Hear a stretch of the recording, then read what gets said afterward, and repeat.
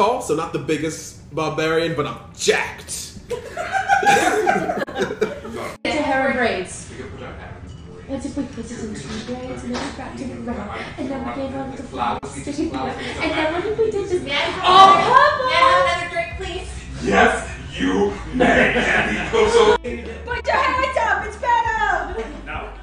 No. Sarah, roll me a Constitution saving throw. Yes, you. I'm gonna fight you. He's sort of a, you guys know who I am, right? Yeah. Goggles.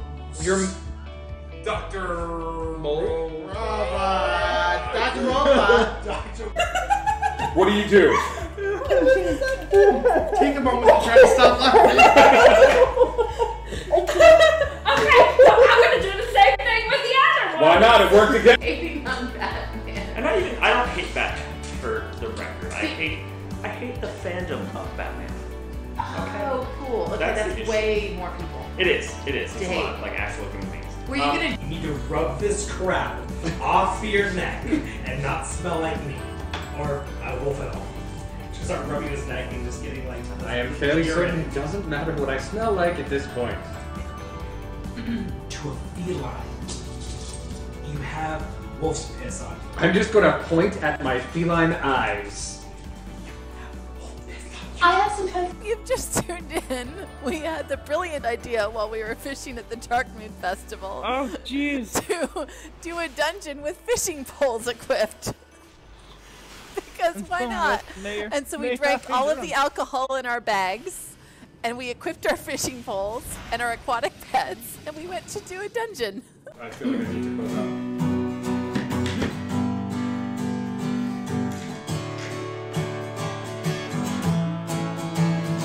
So this was the end of our epic tale. What holds for next week as the heroes set sail? We may find more family, we may find where things start. All we know is to follow our heart. So our heroes set forth to pillage and to wander in the magical continent of wonder. We have one more question. I hope to not blunder. The question for you, dear friends. Do you wonder? Thank you, guys. Indigo Connect.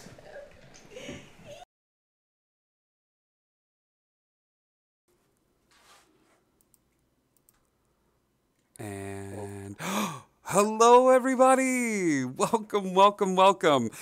It is time for a little Indigo Chameleon as we play some Dungeons and Dragons with our friends from all over the country.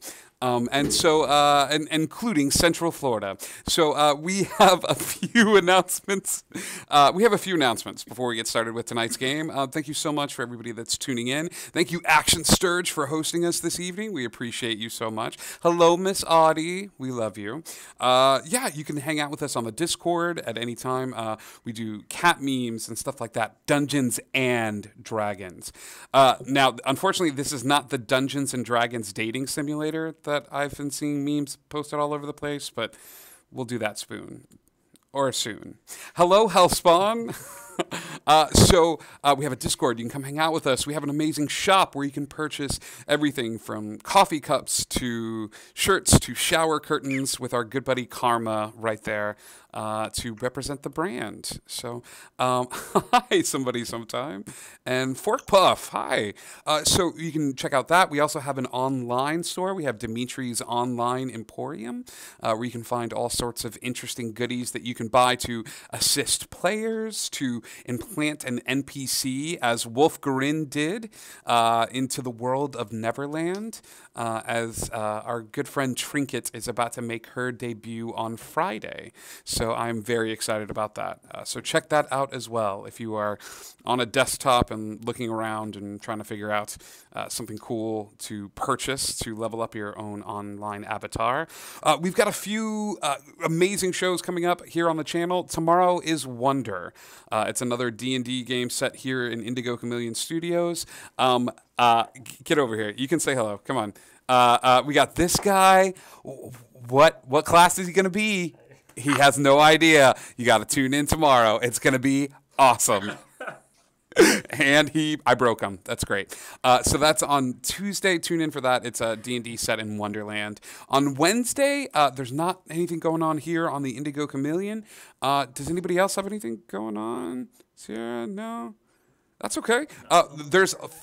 Go find the D&D tag and find something cool and support fellow artists in the area. Thursday night, there's going to be a Where in the World is Karma San Diego, as Indigo Chameleon and I share some photos and videos of our adventures to Evermore Park, where you might see some familiar faces, including someone throwing axes.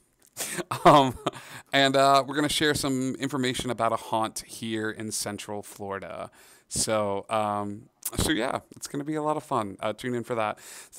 That's Thursday. On Friday, we go back to Never as we figure out some interesting developments that are going on with the group and with the party. And they now own a boat, and the boat is inhabited by a bunch of elementals that have grafted onto various items. There's a gunpowder elemental, and there's my favorite, the fruit elemental that poops bananas. So it's going to be an interesting time. So tune in for that. Saturday night, we don't have anything going on, but Icky V, do you have a game maybe on Saturday? I sure do. We have a game Friday night and Saturday night, and possibly Sunday midday. All right, fingers crossed. Let's maybe we can post a link to that to Icky's channel and do a shout out there. Yes, we'll do that here in a second, and then it cycles us back around to Monday. I think that's it when it comes to announcements. All right, gang. I had this idea for a one shot. And we're going to go way back for this one. I need to school you a little bit. And some of you may already be aware of this. About the origins of Dungeons & Dragons. When Dungeons & Dragons first hit the scene, there was a guy by the name of Jeff Perrin who developed medieval miniatures and was coming up with the rules for that. And he asked his buddy Gary Gygax to come along and add the fantastical setting to these little medieval miniatures. And he called it Chainmail. Chainmail was this fantastical miniature setting in regards to it. Another gentleman by the name of David Arneson came along, and he used chainmail to resolve conflict on individual scale levels rather than large group gaming. It took a bit of time, but the game of Dungeons & Dragons followed a winding path to version 1, where a group of individuals could sit and tell stories and bond. And there's something fundamental about the game of Dungeons & Dragons. We harken back to the earliest civilizations of man huddled in a cave for warmth, looking for some way to communicate. And they did that through stories. They did that by sharing tales of heroism or tales of defeat or longing or loss. And throughout the years, the bonds that have grown from this game are amazing. For me, on a personal level, some of us have flown across the country to see each other from rolling dice on a table and telling stories. And these characters are not just simple words on paper to us. These characters are the embodiment of what it is to be a hero.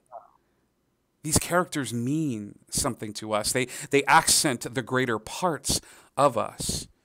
They help us to triumph over our own demons and defeats. And we look crazy trying to explain this game to other people. We do, because every once in a while we'll meet someone who is yet to be enveloped into the church of Dungeons and Dragons, and we try to express to them in a little bit words without sounding crazed of how amazing it is to cast spells and slay dragons and be with friends and see the better parts of you, but it's hard because just like us, the game has grown over the years. Our relationships with other players have grown over the years, and it's hard to express it. But that's what I want to try to do tonight. I'm going to try something impossible because I feel like I can try something impossible with all of you with me at the table.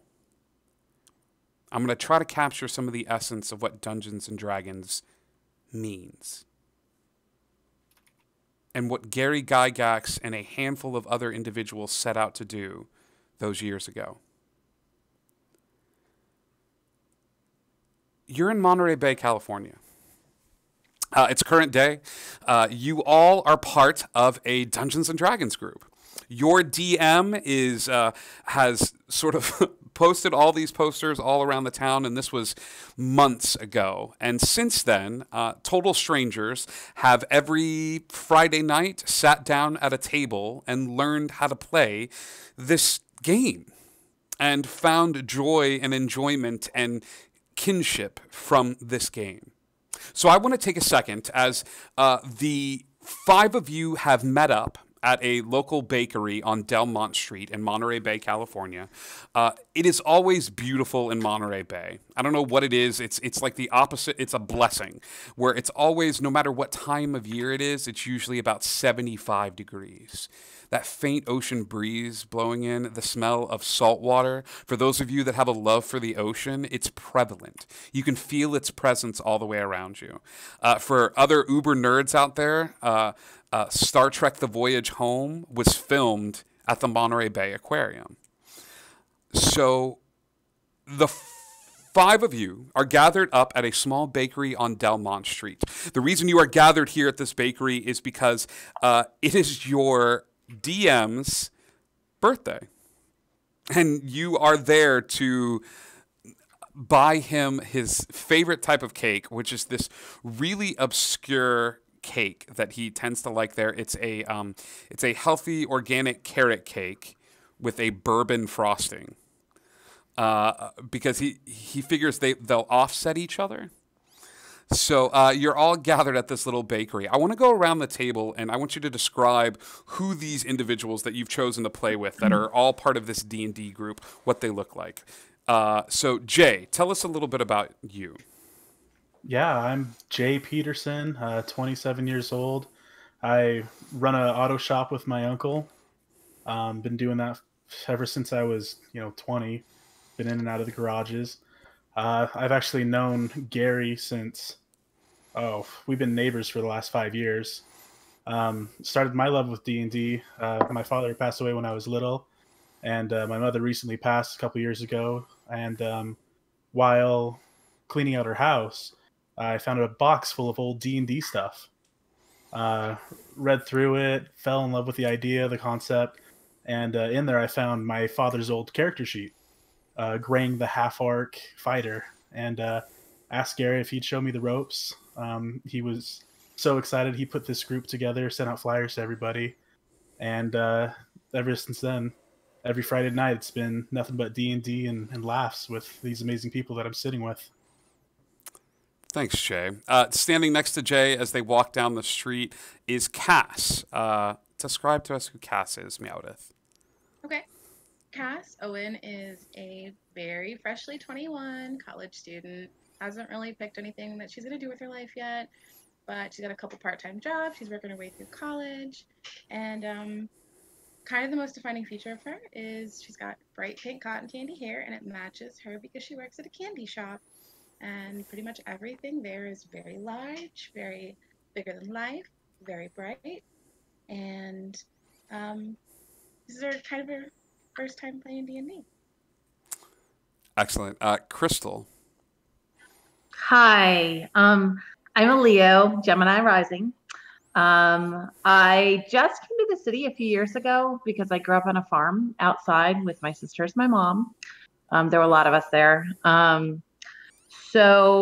when the farm shut down, we had to move back to the city, and Mom's been reading tarot cards and, doing all the tourist stuff, fortune telling, that sort of thing. And I've just kind of jumped from job to job. I kind of stay in the flow of things, and I was looking at a dream dictionary in a bookshop when I ran into Gary, and I think it was just kind of serendipitous. I was supposed to be here. So, yeah. Oh, I've got a character. She's Teatria, which the first part of her name is Crystal, like mine, which I thought was kind of neat.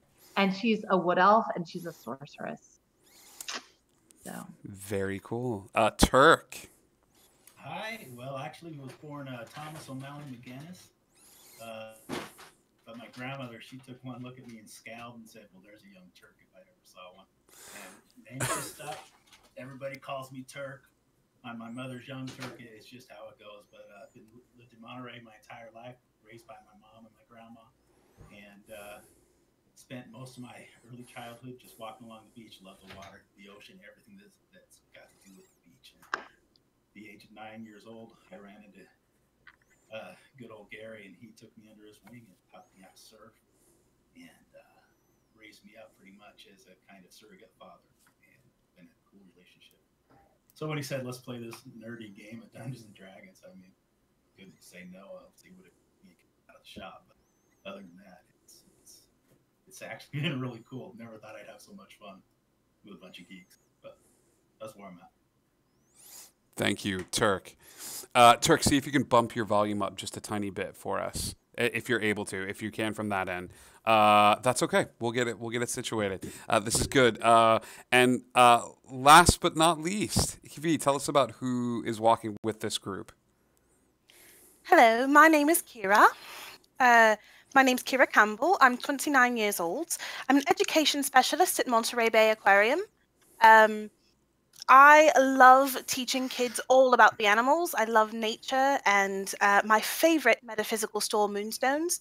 The old woman there reminds me of my nan, and she's the one who raised me. She was a very Irish lady, and she loved to tell me stories about the Fae folk.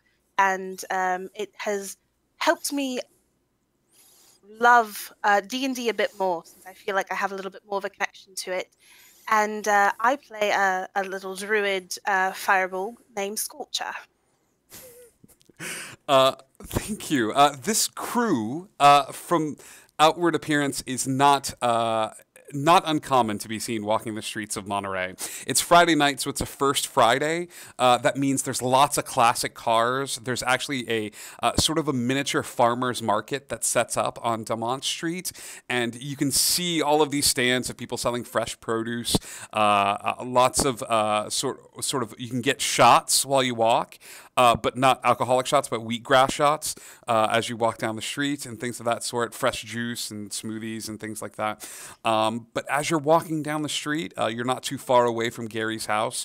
You know it to be about a 15-minute walk. You enjoy the pleasant night air, the sounds and smells of the beach, sort of pervading everything. As you get close to Gary's house, like I said, he's about a 10 or 15-minute walk away.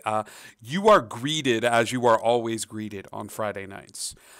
There is soft, spooky music coming from inside the house, and a light fog seems to drift under the door as you get close to it. Who is going to knock on the door? Jay will step up and be the first one to knock. Jay, as you come up to the door, before your hand can knock on the door is thrown backward. We're standing in a bathrobe, which is already open, is Gary. Gary is the most nimble big man you have ever seen in your entire life. He's 280 on a good day. He's wearing a bathrobe that's open to a Hawaiian shirt and khaki shorts. Atop his head, he was never able to find a wizard hat that would fit, so instead he has substituted a cat on the hat. Cat in the hat with the little stripes on it, and he greets you all with a "Greetings, adventurers. Step inside to a world of adventure." With a hearty chuckle, I'll walk in and give Gary a hug as I pass. He picks you up, Jay, and like gives you a big bear hug, and he's pretending not to see the cake as you guys come into the room, but greets everyone with just an amount of jovialness and happiness as you see that his plastic dining room table is set up. And that the sun-faded deck chairs, which are normally outside of his house to allow him to sit outside next to the kiddie pool, have been brought inside and are now set up alongside this table. With all of the pencils and cheesy puffs that you could possibly have, all set up alongside the table as he greets all of you. Turk's going to go and grab his favorite chair and actually pick up the cheesy puffs and throw a couple in Jay's direction, see if you can catch him in his mouth. I'd like to attempt to catch them. You know what? I'm not even going to make you roll for this, Jay. I think this is a practice greeting and a rite of passage here in the house as Turk takes a couple of cheesy puffs and throws them through the air, and Jay, you are able to catch both of them nimbly as you all sit down at the table. Tonight's session is an interesting one. The last session ended with all of you leveling up to level 5. And all of you are anxious to get started and to jump into the new abilities and the new range that your character has. So there's a sense of excitement in the air. The game starts with Gary getting a little misty-eyed. It's not really common for him to show emotion as he sits at the table and he smiles at all of you and he goes, I just wanted to say that when I put up that flyer, I didn't expect all of you to be such welcome additions to the table, but the stories that we've told here have really meant the world to me. And so I just want to thank you. And he will reach over to the red Solo cup in front of him. And here's to all of you and to your adventures. I pick up my cup and raise it to him. And you guys toast your orange Fanta and sit down at the table as Gary preps himself and goes into what happened in the last episode. There is a frantic knocking at the door. Gary's eyes dart towards the front door. Gary's eyes dart towards the front door, and he smiles at all of you and makes his way forward. Standing at the front door is a small woman. She's small in stature. She's got gray, bluish hair. She looks very, very old. And she motions Gary to lean forward, and as Gary leans forward, she whispers something into his ear. And Gary turns back to look at the table. As he does, she nods at Gary and looks at all of you and walks out of the room, leaving the front door open. Gary does not move. He stands at the door with his hand holding it open, not looking back at the table. What's up, Gary? What was that? He closes the door. How would we all feel about a beach trip? Like D&D on the beach? Like D&D on the beach. That could be cool. It's nice out. Let's do it. Yeah. Cool.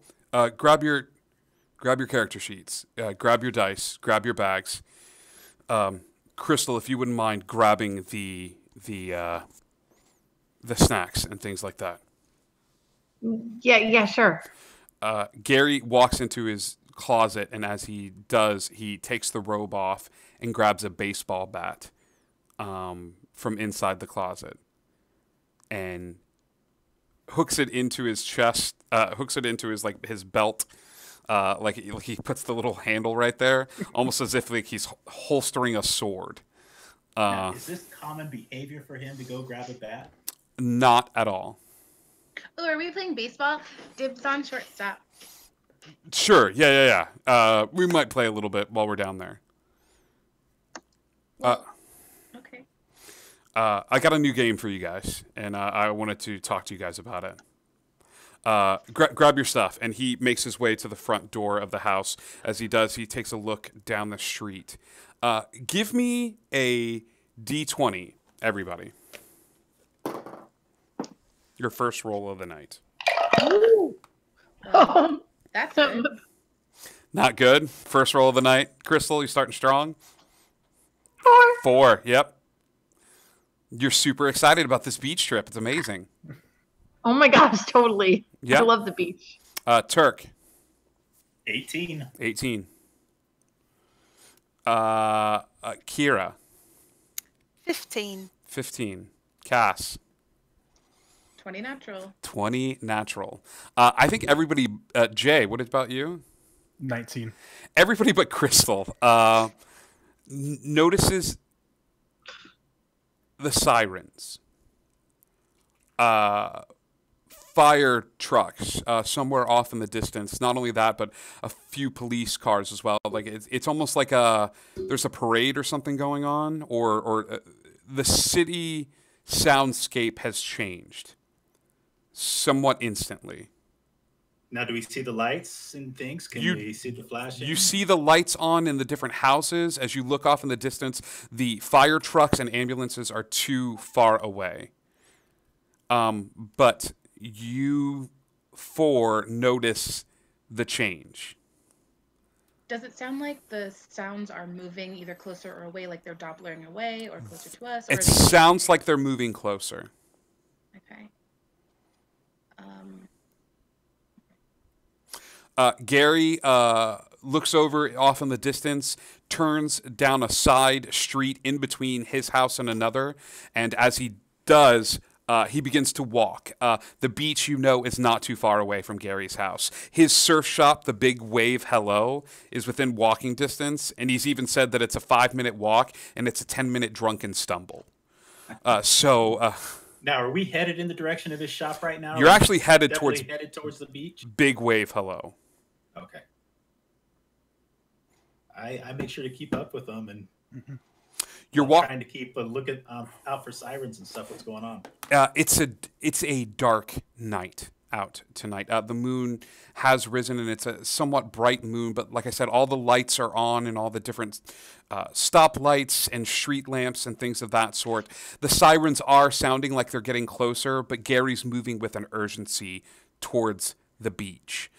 As he's moving closer and closer to his shack, all of a sudden, with a loud pop, as almost if the sound of a transformer is blowing, there is a tiny explosion that sort of sucks the air out of all of your lungs. It is a wave of force that echoes in and hits you in the chest, and all of you freeze in the street as all of the electricity for the block that you are on shuts out.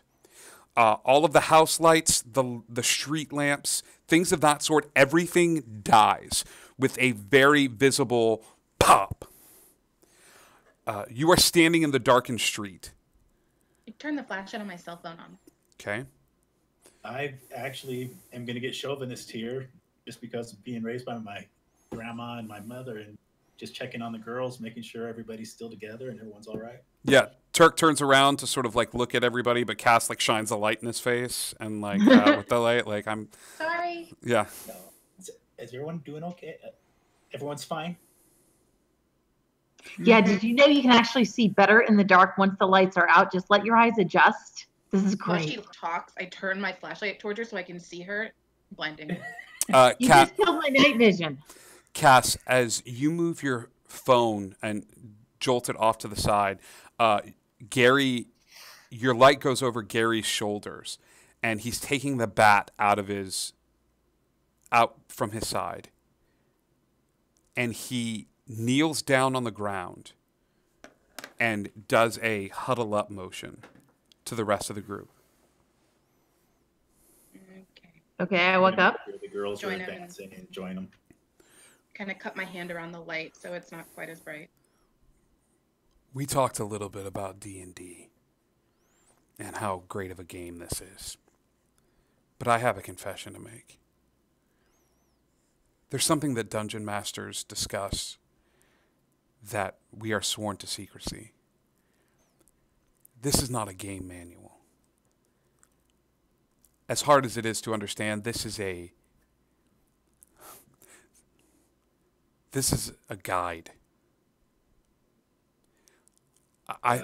You're starting to trip me out, Gary. Yeah, for the game, right? Gary, whose last name is Nilrum, will look at all of you and through the light of Cass's phone will place a hand and go like this over his face. As he does, his beard will grow and turn long and white. That wizard hat that he was never able to finally get will appear on his head where the Cat in the hat was. Before you stands an old, wizened man, and you're not sure how it came about. Whoa! How did you do that? I wish... Is it like CGI or something? There's not a lot of time. Magic is real. I needed a way for people to understand. We needed a way for people to understand. When Gygax sent the instruction manuals, it was when the change happened, he needed people to understand how magic worked and how we were to fight against the darkness. This isn't a game. This is an instruction manual. I am so sorry. And Gary Nilrum, Nilrem, will write his name in the air. And as he does, he'll take the last name, Nilrum, and he'll flip it around so that it reads Merlin. These are letters floating in the air as he traces it. And flips the last name around so that it reads Merlin. Tuck is taking a couple steps backwards. He just graduated college, man. He knows it. Turk, I know it's hard to understand, but look, and Merlin, now revealing himself to be who he truly is, will point off in the distance towards Gary's shack, his big wave hello. And as he does, the shack has transformed as well into that of a dock. A dock, that like a long shack that elongates into the water with these boats moored to it. He points off in the distance, and as he does, there is a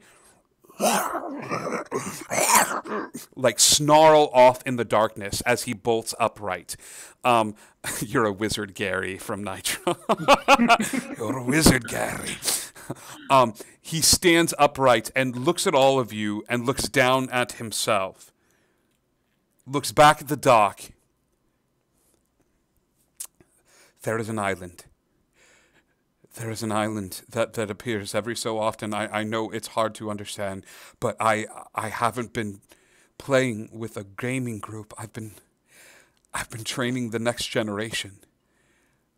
You have to understand that this world is in grave danger. And I needed you all to understand how the rules of this world are going to change and how this is going to work.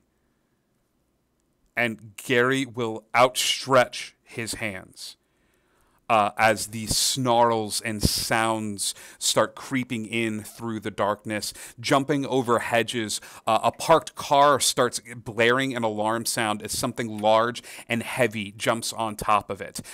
Gary will outstretch his hands, and as he does, a faint mist will begin to swirl around each and every one of you. And with that, I will ignite your classes as you have written up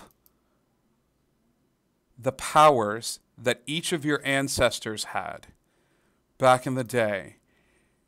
Your first character being the closest thing that you could imagine to true power. If you can see on the Discord or during, if you can see not on the Discord but on the Twitch show itself, your classes are lit up.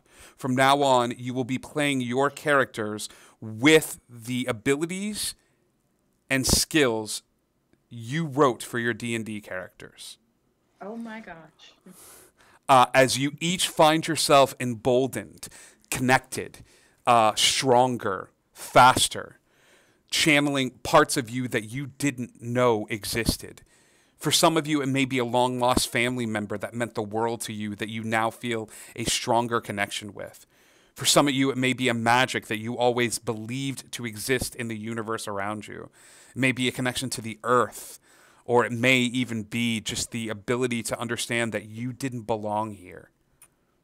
That you were always subtly different, but you were different for a reason.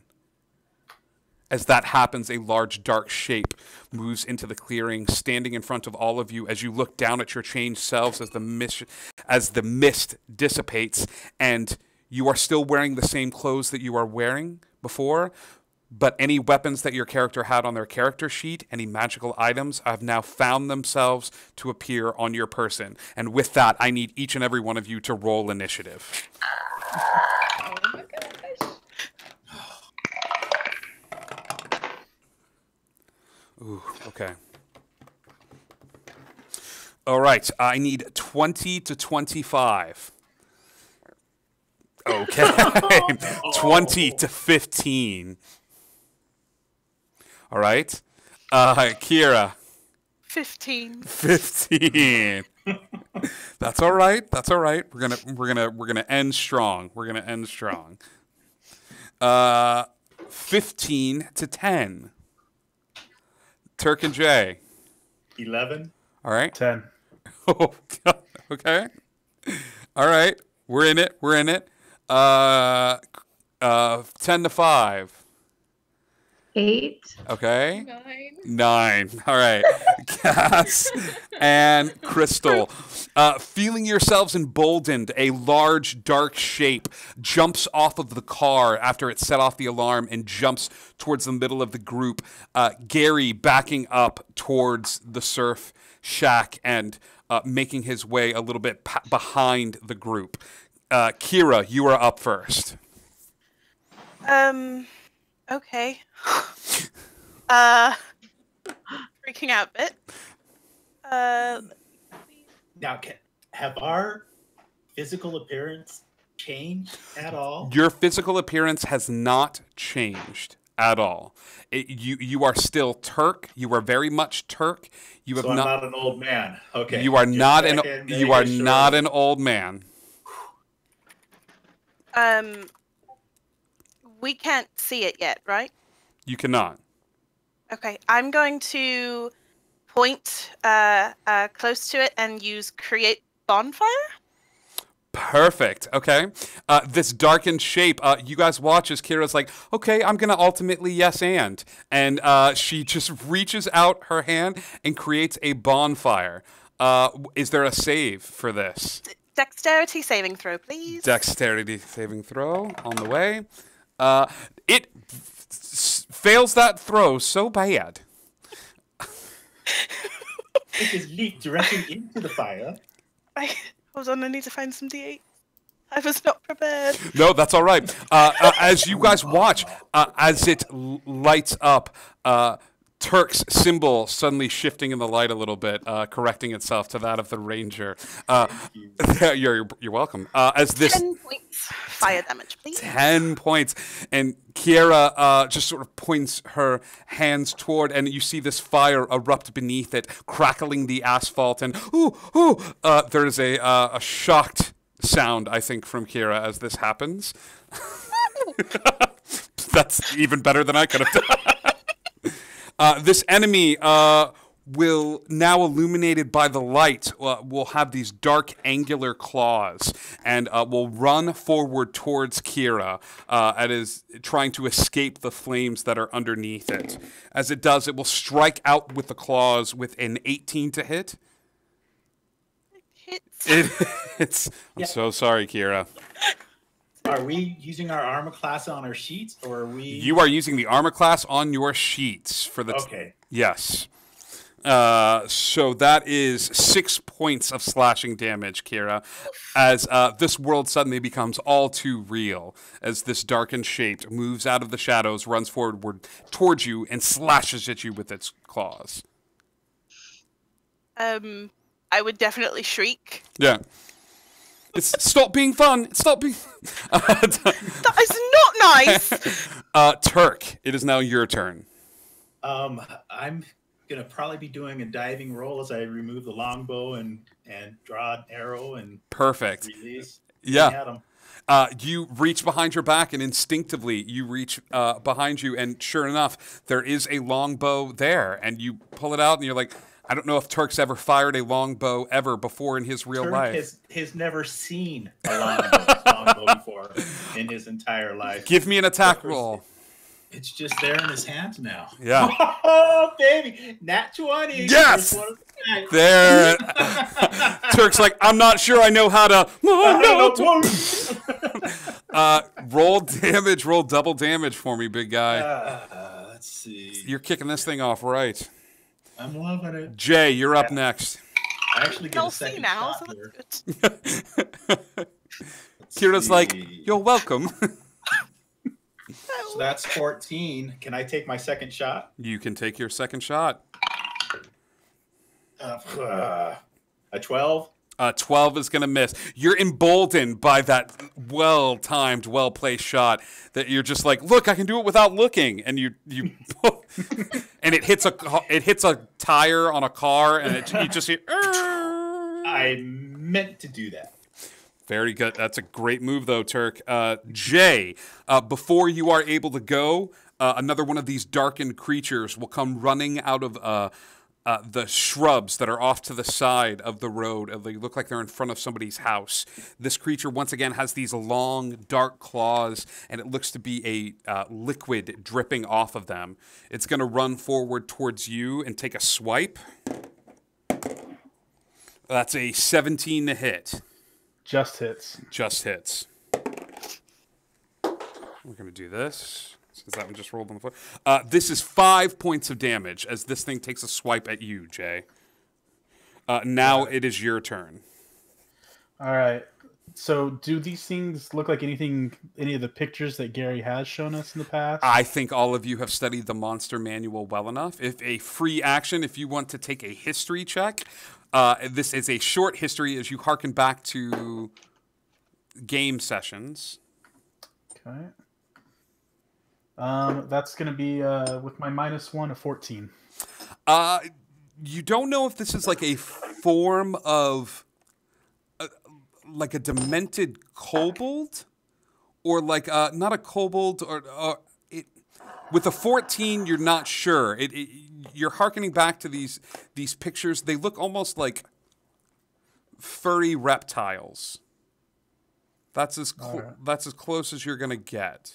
I've never seen one in 3D before. Right. No, it's. And how big are they?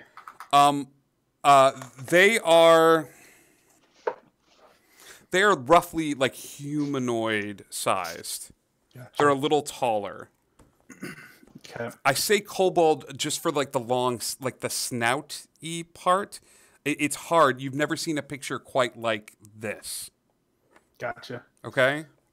All right. Well, with this one that's right up in my face, I'm actually going to crouch down. Okay. And rush it and try and knock it off its feet. Perfect. All right. Give me an attack roll. That's a 15 plus 7. That's definitely going to hit. A 22. All right. And so I'm just attempting to basically grapple this thing, throw it to the ground, and... Yeah, it's we'll just say that this is I just want to grapple it and then like sort of lay on top of it, hold it down, and things of that sort. It tries to fight you off and it is unable to do so. I will say for the time being that you have it grappled, and with a contested strength check, I'm not going to say that it's prone, but you've bum rushed it and are sort of holding it around the waist, trying to wrestle it to the ground.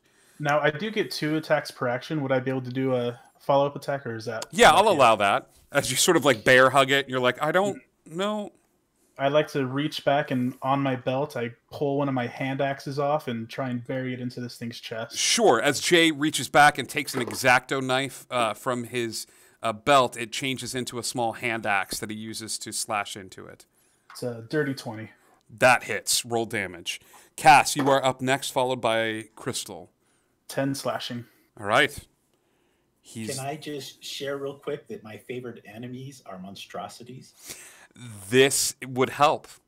Yes, so for your next attack. Cass, you are up. Okay. Yeah, okay. So can I turn my cell phone camera on as a free action? Turning your cell phone camera on is a free action, yes. Cool. I'm going to do that first. And then All I'm right. going to cast Bless on Crystal, Kira, and Turk. All right. Crystal, Kira, and Turk, you have a D4 to add to attacks and saving throws.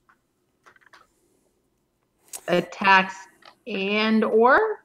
You mean? While this I have is to look up Bless. I haven't used it. no, Okay. while this is going, attacks that you make Both? and saving throw, everything that you roll for the time being. Got it. has- Okay. Except Yes, for I have. damage, has a D4 added to it. Okay.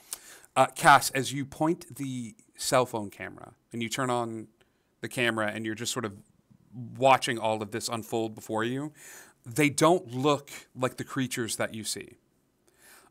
These look like deranged homeless people.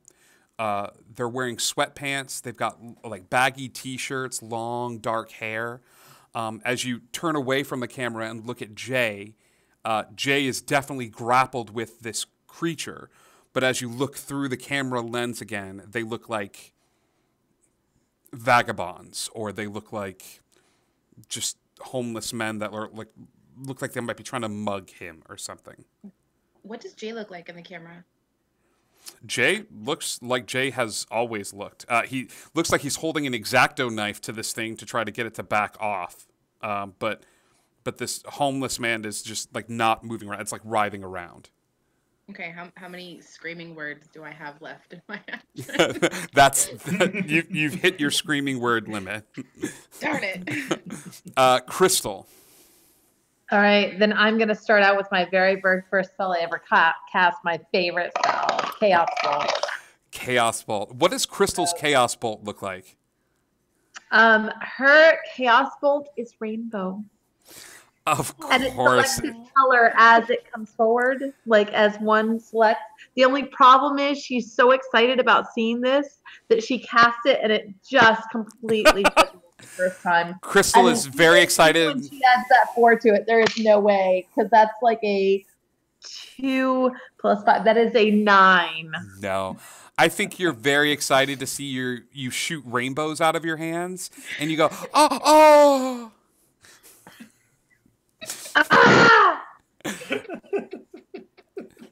I need to focus and center myself. Crystal goes into a silent meditation as she begins to try to focus herself for her next attack. Do you do anything with your bonus action, Crystal? Yes, I shake my hands and I try to meditate really quickly with my eyes open so nothing attacks me. Okay, cool. There is a car. A van comes tearing around the corner. And it looks like it's a ways away from you, but it is starting to drive down the street towards where all of you are. I will say by the end of the next turn, this van will have made it all the way here. Does that make sense? But with the headlights on, you would definitely notice it at this point. Okay? That'll take us back to the top of the initiative order. Kira. It's still right in front of me, correct? Correct, yes. This thing has attacked you, and everybody else has sort of been concentrating. Jay concentrated on the one that attacked him. Turk made some good shots against it, and it's looking rough. Right.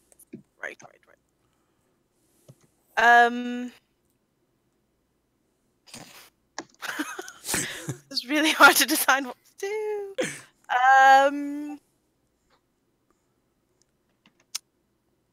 I am going to. All right, I'm going to bonus action Wild Shape. Okay. Bonus action Wild Shape. What does Kira Wild Shape into?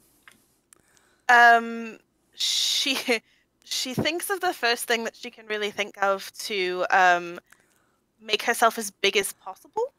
And she works at the aquarium, correct? She does work at the aquarium. Okay. I'm trying to decide between two because I've got two options. All right. I'm just gonna roll a d6.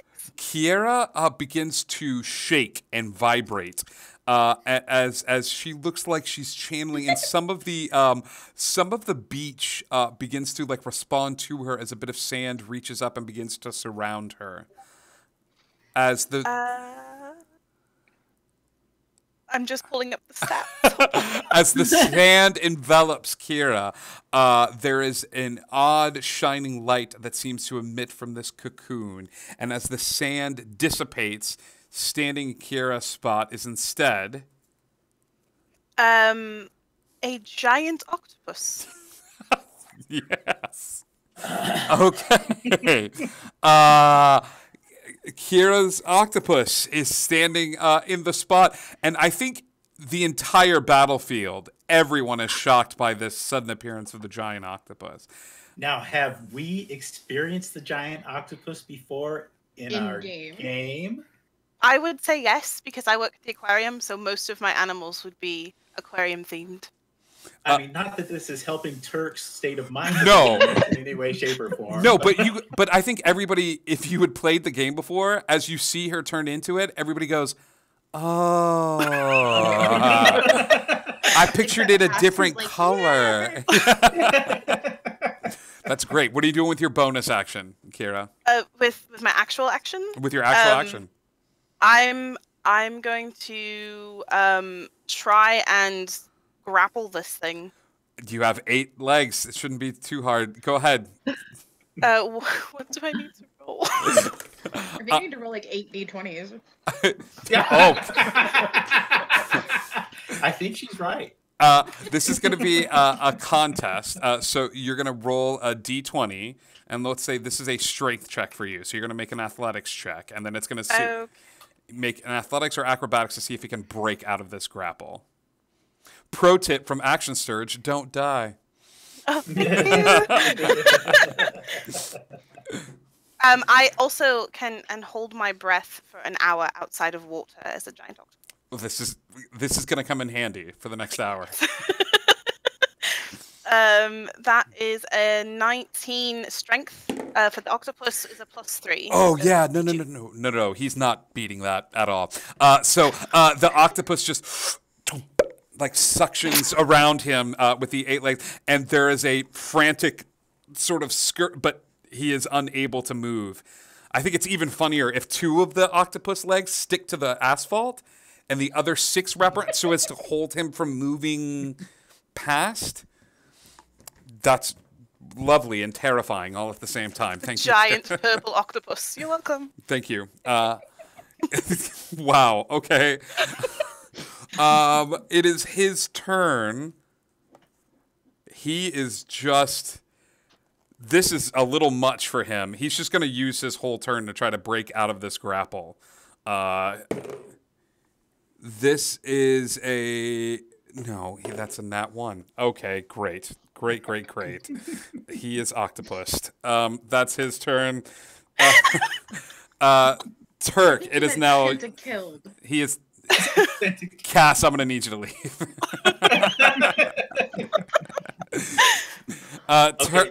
Turk, it is your turn. Looking at the situation, how comfortable am I thinking I can maybe fire on this creature that is grappled? This seems like a very personal question, Turk. How comfortable do you feel shooting an octopus? I don't want to shoot the octopus. How well do you trust your shot? Are you kidding? I am firing. That's going to be a 22. The 22 hits. And as an archer, I ignore all half and coverage and 3/4 coverage. All right. As a marksman, so just wanted to throw that out there as well. Kiera, I will say there is a look of fear in your eyes as the octopus's eyes get real big as you go.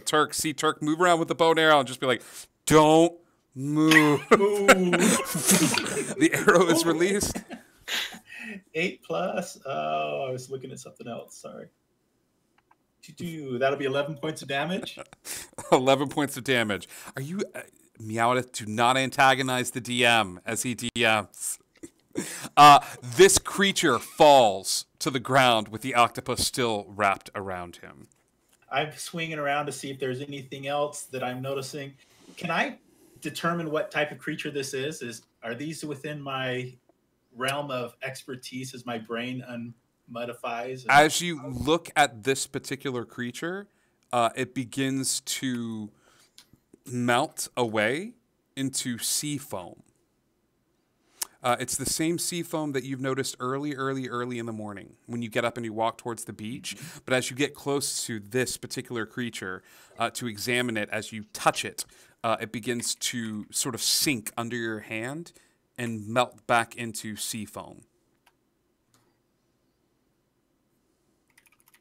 Okay.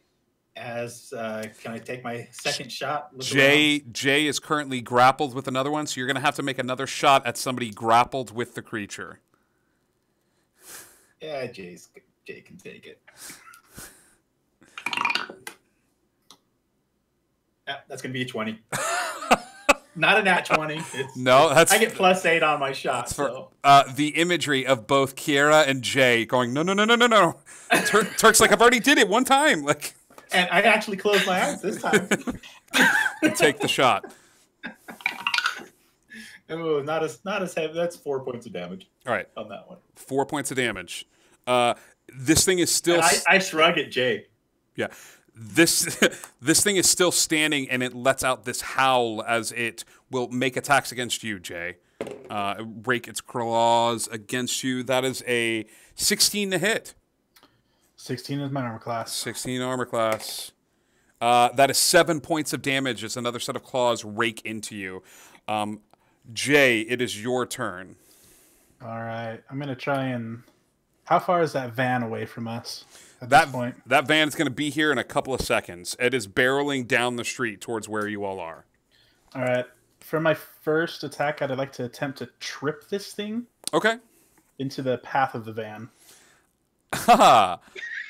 Okay, so you're basically just gonna go like yoink and like throw this. Okay, this will be another contested grapple. Make an athletics check for me, and I'm gonna do acrobatics to see if it can just run away. Okay. Yeah, I don't think it will. That's a nat 20. Welcome back, Atavistics. Yeah, you shove this thing towards the street, and as you do, it sort of stands there in the open, not paying attention to the headlights barreling down towards it. I'm gonna say that that's your move there, as you've tripped this thing. Cass. Okay, so... Okay, so I'm going to pull my character sheet pencil out of my ponytail. Okay. Out of my braid. And see if what I saw him pull an X-Acto off of his belt does the same thing, and see if it turns into a javelin. Okay. Did you have a javelin on your sheet? Yeah. If you had a javelin on your sheet and you are proficient with javelin and you throw it, yes, absolutely, it turns into a javelin. Sweet. See if it works. Give me an attack roll. Sure. All right. Oh no, this doesn't look good.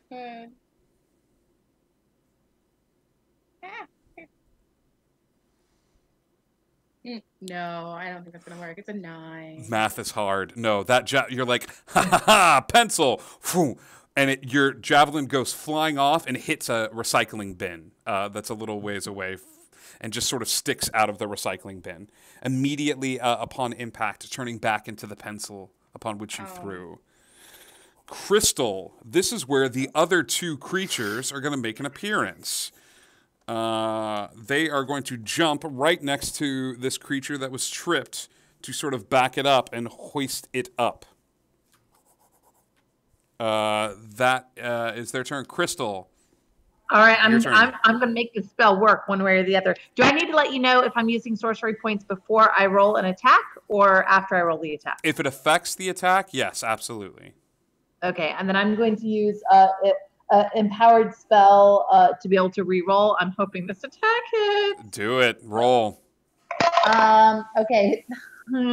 Oh, is Bless still in effect? Bless is still in effect. Oh, I forgot Okay, about Bless. so it's a good thing.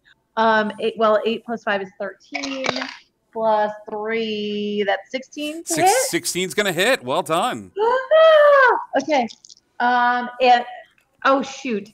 Did I tell you it's a second level? If I didn't, I'll just make it a first It's level. a second level. You're okay. Yeah, I'm okay. I couldn't remember if I said that out loud or not. good. What's the spell? It was Chaos Bolt. I'm sorry. Chaos Bolt. I was trying to do the same thing again and actually make it work this time. Okay. Okay, so at second level, okay, because I can re-roll up to 2 of those, then I'm going to choose to re-roll those 2. Didn't work the way I hoped, but that's okay. All right, so the damage, it is 7 psychic damage. Are you doing it this at one of the new ones or the one that's taken the most hits? One of the new ones that's just come at me because it's really close to me. Okay. Whatever one's closer to me. So it's psychic damage, and it is 7, 13 plus 8, 21 points of psychic damage. Jeez. Okay. Yeah. This thing immediately jumps into the fray, and as you hit it, go ahead and roll a d20 for me, please. Okay. 8. Okay. Yeah. Your wild magic does not cause a surge around you. The crystals that you wear about your neck grounding the energies and not letting them disperse. But as this psychic blast hits this creature, it grabs its head. The other 2 creatures darting their heads toward it and snarling as a van comes careening down the road and slams on the brakes. Running over the 2 that were standing up in its path. As it does, a gentleman wearing a pair of sunglasses is driving this van. He rolls down the window, and as he does, he flips the sunglasses down, and his eyes are appearing to glow a little bit. And he goes, guys, Gary, are these yours? And Gary nods his head. And he says, get him to the dock, Gary. Get him to the boat. And a sort of red or purple-skinned tiefling leans out the window and says, don't worry, we're on cleanup. And he's like, get back in the car. And he backs up. The sunglasses are flipped upward, and the van goes careening off into the distance.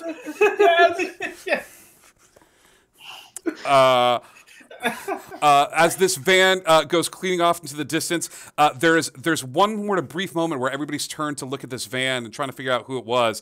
The van hits the brake lights and backs up and hits the 2 that were starting to get up again and just goes back the way it came, just making sure. I only know one driver like that. It had to have been Akil.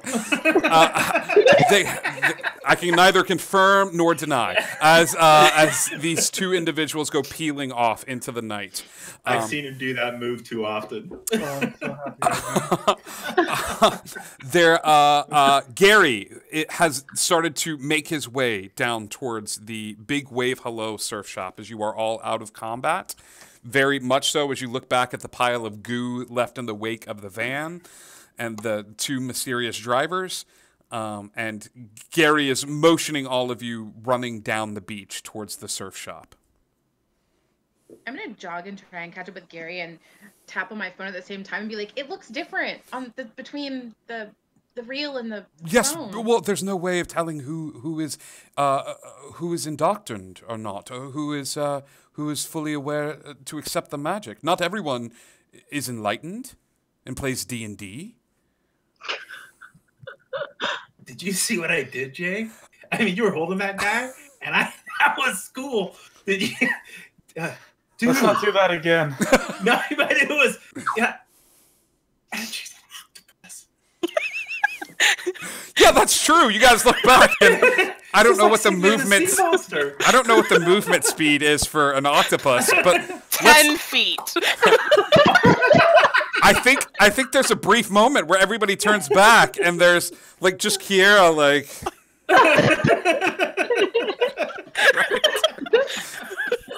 Do you drop wild shape, or do you just? You know what?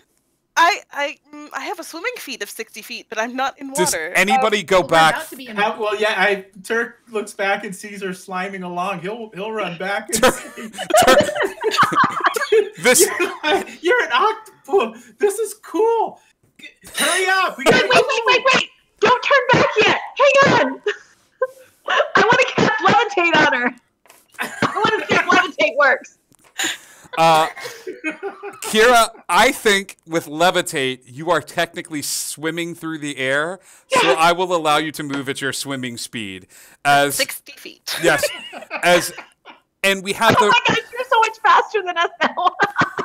as the couple sitting and having a picnic on the beach is treated to the image of an old man in a wizard's robe running past, followed by 4 individuals and a floating octopus that turns back to look at them and just gives a small nod and a wave, and they all go careening off towards the surf shop. It's too good not to have. You all make your way to the big wave hello. The big wave hello, like I said before, through the magic of the night, has turned into a dock of sorts with different boats and things lined up alongside the beach. Gary is ushering everyone towards this dock of all the don't make her ink. Ushering everyone towards the dock. My Lord, ushering everyone towards the dock, issuing them onto this small boat. With a little prop motor onto it. Everyone, the boat goes considerably faster. If someone would like to grab Kira's tentacle, or one of them. Sure, I will. Bring her to the ground. Jay grabs, and now he's got a balloon. He's got like one of those little because Kira's still floating, but the boat's going faster, and the boat is heading towards open waters. Well, before going on the boat, did I see my surfboard in the shop by chance? I would say yes, if you want to grab your board. My surfboard and bringing it with me. If we're going out on the ocean, I'm not leaving the board behind. I'm sorry. Perfect. Turk goes. Wait. Okay, got it. And then has grabbed his surfboard. You're on the water. Some of you floating above it in balloon shape and balloon style. Gary turns to look back at all of you and nods his head back towards the shoreline. And as he does, you turn back and look at Monterey Bay, this beautiful seaside town with all of these, the sort of the bustling nightlife of people walking up and down the beach, the fisherman's wharf not too far away, and depending on where you are, the faint sound of "ar, ar, ar, ar," at all times of night. However,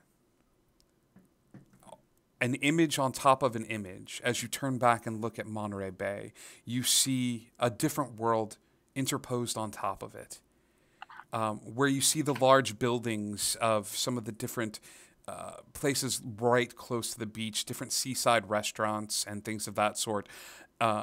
Imposed on top of them are castle keeps and walls built alongside the shore's edge. And just as quickly as you look at them, they begin to disappear, come in and go. You look at the world that you've known, and you just see all of these different images imposed on top of them. As you do see this, your eyes can't help but turn and look at the group, as where each of you sits, on top of your image is your D&D character. Is the character that you have grown to love and adore and adventure with. These 5 levels, lending a strength to you. It's hard to see it on yourself, just as heroism or some of your best qualities are hard to see within yourself, but your friends do see it. They look at Kira and they see large, massive shape floating in the air, tethered by Jay, holding on to a tentacle. They look at Crystal and they see the wood elf form.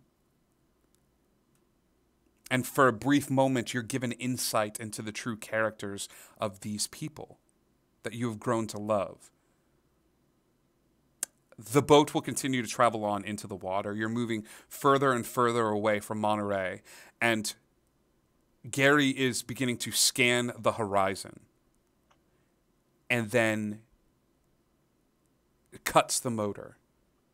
As you cut through the fog of Monterey Bay, this cold air causing this huge fog embankment, you see it.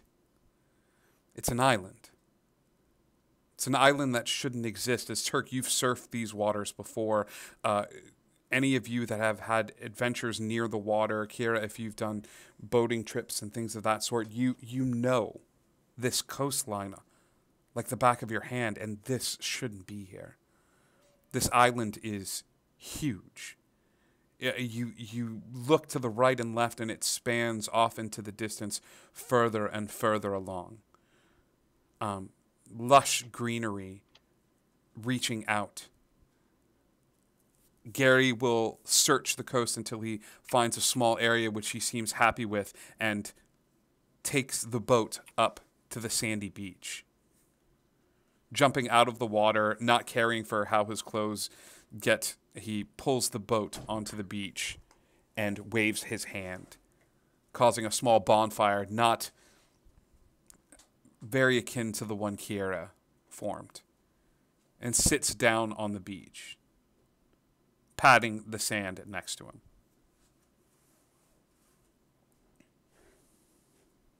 I'll drag my octopus balloon over and sit next to Gary.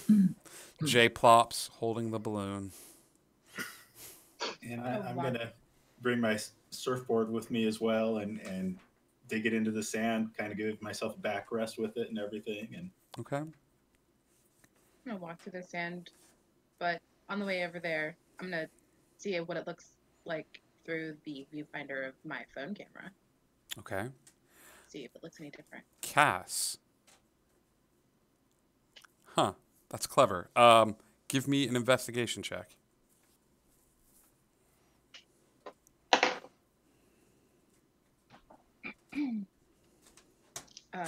Not 20 plus 1. I gotta give you something good with a nat 20. How about this, Cass? You don't see anything at all. You see, you see open ocean. The island, the trees, the shoreline, all of it. Clever girl, is not there. As you bring the camera back, you're standing on solid ground, and you get the odd sensation of moving the camera down, and it looks like you're standing atop water. All of you. Gary is the only one that looks a little out of place, as he looks tired. Very, very tired.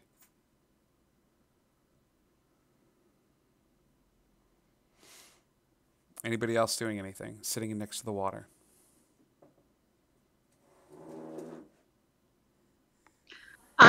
My sandals are off, and I am walking through the sand, but I'm going to walk down to the edge of the water and then back. Okay. You walk to the edge of the water and then walk back. As you do, Gary sighs and puts his hands out and says, I know you all have questions. The world is different today than it was yesterday. Okay, I've known you 15 years, Gary? Yeah. You got splaining to do. Hey, Turk, if I had sat you down that first time you came to my house to play D&D, and I would have asked for a toke, all right? All right? I would have asked for whatever it was you were smoking. You would have.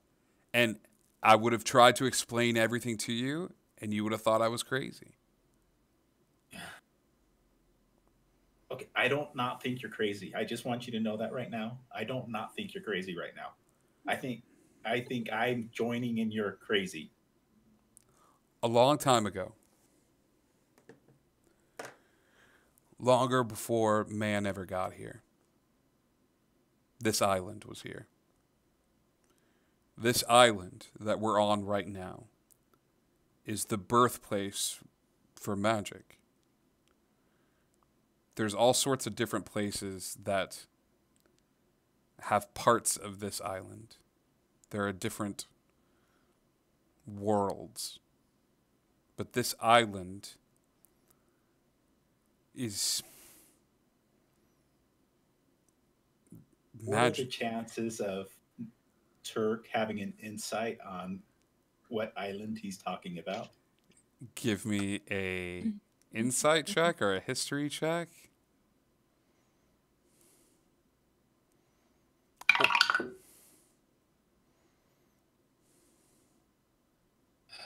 That would be a 18.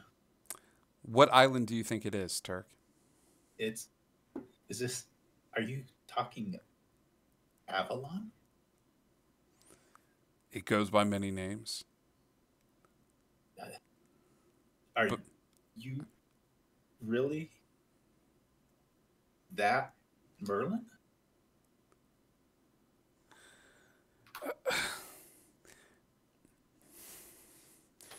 The island travels. The island travels in space, but it also travels in time. It goes where it's needed. The island is a safe haven for people who don't belong. There are others that have discovered the truth all of these different years and who may not be aesthetically fit in with the rest of humanity, and they need a place to go.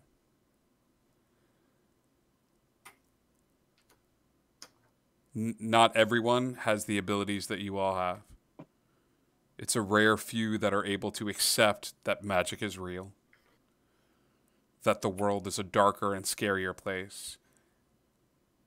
And he looks over at some of the blood that is still covering Kira, even in octopus form, and some of the scrapes on Jay. People aren't ready.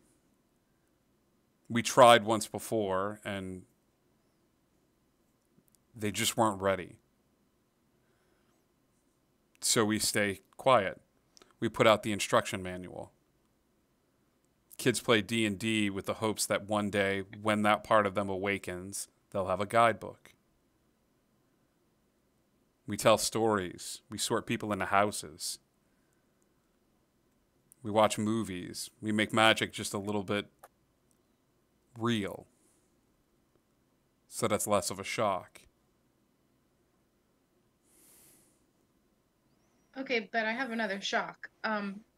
She's gonna dig in her bag real quick. Are you telling me that this isn't just a book?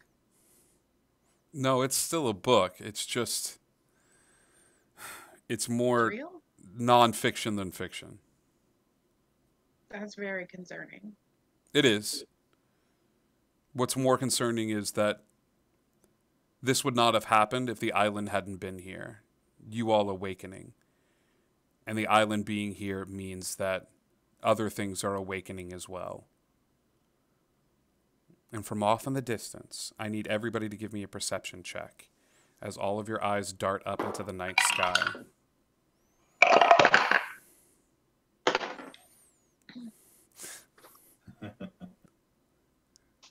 Turk, what'd you get? 25. Kira. 21. Octopus have really good. The octopus. She says it like this: "Blumpy blood." The octopus sees all. Oh God. Cass. 14. Jay. 19. Crystal. 7. I rolled a 3. Crystal is dipping her feet in the water and enjoying the feel of the sand and the cool water on her toes as she dips with the water. So she does not see or hear, rather, the large roar coming from somewhere deep within the island itself. It could be misinterpreted as like the wind or like some sort of large machinery, but it is there. It is akin to maybe watching the Jurassic Park movies and hearing this large reptilian roar echo out. I'm thinking Turk not even thinking. In fact, it isn't his thinking at all. Is probably already on his feet with an arrow knocked and bow drawn. Turk's probably looking at his hands right now, wondering what just happened. Yeah. He's on his feet and peering into the darkness.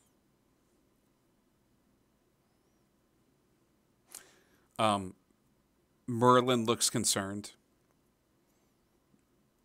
And he looks back at all of you and says, "The dragons are awakening." Which ones? Which dragons? All of them. Well, I have lots of questions.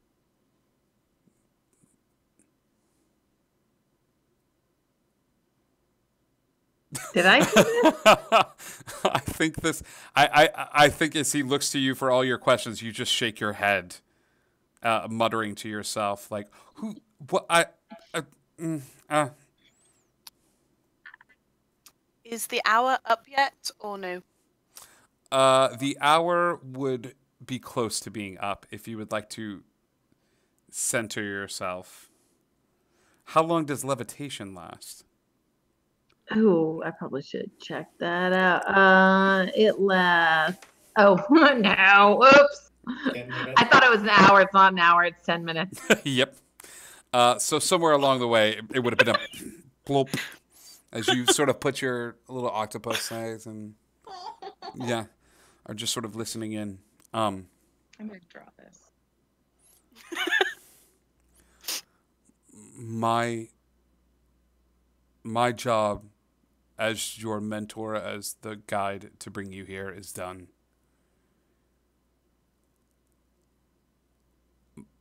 I was to introduce people.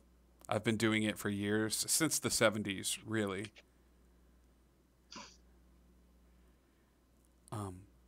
But guys in the van? There are others like us. People who operate on the fringe, who've been aware of this stuff rising for a long time. Now comes the hard part. And Gary gets up from where he is on the beach and goes over to the boat and says, "I can give you one last gift. You can forget. There's been lots of people in history that this was just a little too much for them, who've led long, happy lives, being comfortable. Those two people you saw on the beach, blissfully unaware that magic is real and that the darkness around them also holds horrors unimaginable. You could wake up. End of the D&D session. Everything's fine. Everything's great. And we can continue to play on Fridays.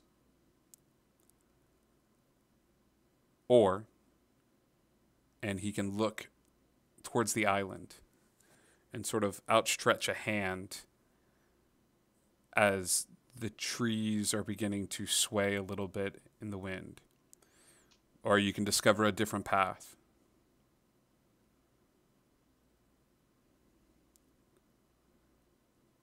What about the people we leave behind? You'll still be able to go back. You'll never be able to fit in 100%. But if you're anything like the other ones that have signed up in the past, you've never fit in 100%. Do I have to finish my classes if I do this? Or can I drop? It's up to you. I would recommend finishing. The world still requires you to make money to live. You can have a family. You can have a life. But this is just something extra on top of it. I can't help but think that Turk is going to his inner instincts and is actually currently taking off his shirt and kicking off the flip flops, and he's picking up his board, and he's going to go paddle out into the surf for a little bit. Yeah. He's like, I know it's hard. I really do. It's not for everybody. But you'll be doing something good. You'll be protecting it so those other people don't have to face it.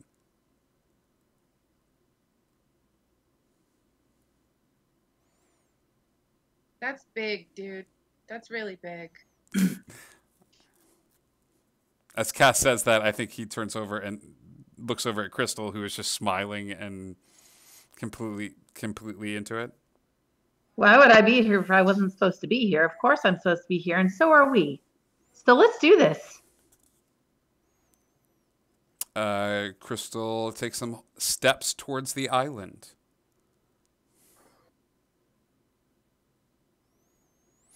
Crystal, I need a decision from you as you take your first steps on the island. Yes. Are you going to stay human, or are you going to become the race that you established in D&D? Ooh. Oh, crud. Does it change anything about my stats? Would my stats revert to human versus wood elf? Yes. Okay, then I'm going to go to elf. All right. As Crystal walks onto the island, her visage changes, and she changes into that of a wood elf. And we can see the change. You can see the change. Okay, I'm gonna like look at my ears, like pull out my phone and be like, "Oh my god, no, wait, so cool." Okay, and I'm gonna like take 4 steps onto the island. Okay, Cass. Go. Cass, Crystal still looks exactly the same as she did when you look at her through your phone, but outward, her ears are very long. Hippie wood elf. I'm gonna switch it to front camera and like do a picture with her. Okay. Cass, you have made your decision as you step foot onto the island as well. Right. Oh, and I'm a human anyway, so it doesn't matter. Yeah, you're staying the same. Jay. Jay will actually turn to Gary. My dad played. Was he like you? He was better.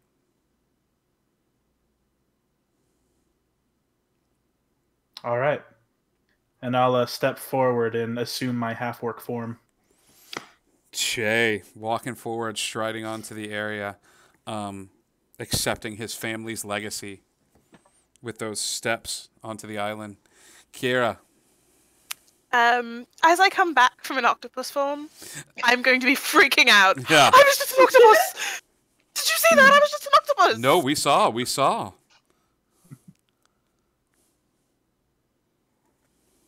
I'm not giving that up. That was awesome. And Gary nods. And I'm first going to go hug him. Mhm. Just a big ol' hug, and then I'm going to walk onto the island. Kira walks onto the island. I think he looks back at the island, sort of smiling and nodding, sort of knowing this would happen. And as he does, he will swim out into the water until he's about waist deep, waiting for you to come back to shore, Turk. And Turk is using this. He's looking back and forth. He's almost feeling almost a bit of betrayal. Yeah. But it takes him to the point he turns back towards shore and paddles in and actually gets off his board at about waist deep and shoves it into Gary's hands. Turk, when you started surfing, do you remember what I told you? Don't fall off the board. I said, don't fall off the board. And Turk, you can't stop the waves, but you can learn to surf. The waves are going to come, buddy. They're going to come hard, and we can't stop it. And I'm the best damn surfer you've ever seen. But we can learn to surf, Turk.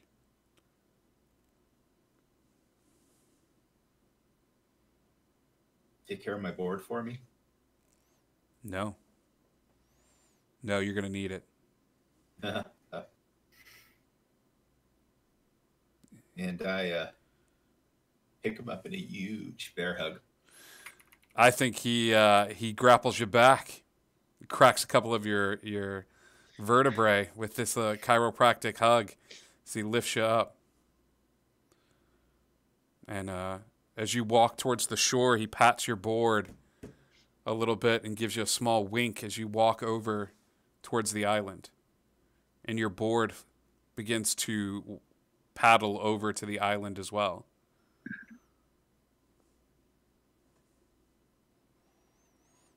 Hitting the shoreline, the board taking the form of this beautiful wolf as it walks onto the sandy beach, standing there and sort of nodding its head over towards the group. I turn back to him and I'll watch out for him. Gary nods, and the Merlin form dissipates as Gary Gygax gets back into his boat and begins to head back to the mainland to spread the gospel, to look and begin to work on another poster to train the next level of heroes. As the five of you turn and look towards the beckoning island in front of you, there's a soft breeze that surrounds each and every one of you. Back behind you, you can still see the soft city lights of Monterey Bay, power returning even to that small city block where the transformer blew. Heroes, adventurers, those who take their first halting steps into the wilderness. What would you like to do? I turn to the wolf and say, "To me, wolf," and walk up to the group and say, "We've got work to do." Yeah, but what? There's a lot. That's a whole book. That's not a book. It's not a manual. It's not a monster manual. It's Well, where did Gary always start us? In a tavern. Let's go find a tavern. I love it. Let's go. Let's do it. The group begins to walk forward onto the island proper. It's a lot of trees and things of that sort. I need someone to give me a survival check as you begin to navigate your way through the underbrush. And if somebody wants to take the lead on this one. I'm actually going to take the lead on it as far as the underbrush goes. And are we looking at forest lands here by chance? You're looking at a forest landscape as it stretches out from the beach itself, leading out into a lush green area. Which just happens to be my favored terrain. All right, so give me a roll to see if you can navigate through the greenery. Just like to point out that I would have taken my firebolt form, and I'm currently petting my own ears. Yeah, it's too good not to have a marine biologist fire. It's too good. Yeah, I think that even your hair is a little matted from the water, but there's a big sort of smile as you pet your own ears. And she's got the most. Kira's got the most remarkable bedroom eyes you've ever seen on a. Like there's something sultry to them. Like it's an added effect. It's great. All right, you're making your way through the island. And I rolled a 19. What am I rolling for here? You're navigating through. This is a survival check, as you are so that sort would of be a 26. 26 altogether. Yeah, it takes a little bit of time as you make your way through, but Turk, you seem right at home in this lush forest setting as you as you make your way through the forest. Yes, I do remember Surf Ninjas, and some of this is loosely based. Yeah. Thank you, Mauda. I couldn't read Now, that. it's nighttime, right? It is nighttime. I will have actually checked in any pouch that I might have, remembering an item that Wolf Garon owns. Sure. What is this item? His night goggles. Absolutely. Oh And wait, he's I have gonna- something good for this. I haven't tried it before. And I cast light. Cool. I'm sorry, I'm gonna mess up your night vision, guys. Well, you just messed up my goggles of night. I'm just Wolf Grin's like, guys, I got this. And then Crystal's like, ooh, light. Crystal, did you know that it's easier to see in the dark if there's not a light source around? Yeah, I do, but I also know that you had your flashlight out before. So I figure like the needs of the many, right? Sure. What color light is this? Purple. A beautiful purple light comes forth from Crystal's hand as she shines this light. It helps you navigate your way through the darkness, and you make your way over to a small road that seems to have been trod before. As you see this dirt path that leads from the beach up into the island proper, you hear, give me perception checks. Let's see who's paying attention. I'm paying attention now. You're paying it. Welcome. I'd like to welcome Indigo Chameleon to the game. It's been great. It only took you like 30 minutes, 40 minutes. 21. 21. All right. Now, do I get any type of advantage being in my natural state? Well, you'll have to tell me, buddy. I can't. I think No, it's when it comes to doesn't say tracking. so. I'm not sure if you get advantage at perception. What it allows me, it looks like, is more allowing movement. We don't lose any movement speed, things Right. of that nature. We can't become lost. Yeah. All right. So what's your perception, Turk? That would be a 15. 15. Oh, Kira. 16. I'm sorry. 16. Nat 20 for 26. You guys need to stop rolling nat 20s, or I'm going to turn this car around. Cass. Cass is absolutely fascinated. Everything looks like totally weird and totally common all at the same time. It's a 21. 21. Jay. That's 4, actually. There we go. So Jay, you're just like, oh my god, oh my god, oh my god. Like, this purple light is tripping me out. But you're sort of paying attention to your rippling biceps as a half orc now. You're beginning to walk through the area. Those of you who rolled above a 15 hear the faint sound of voices coming from down the path. They sound jovial in nature, but you're definitely hearing voices. I don't know if you would alert the party. I would actually put my hand up like I see the Rangers and Army men do it and close my fist, because that's what they do in the movies. Mm-hmm. Jay keeps walking forward into the back of Turk. Dude, I did this. What does that mean? Shh, stop. Voices. And I'm going to actually go into a stealth mode. See if we can, I'm going to go check on voices. Okay. Turk, give me a stealth check as you creep up in front of the group.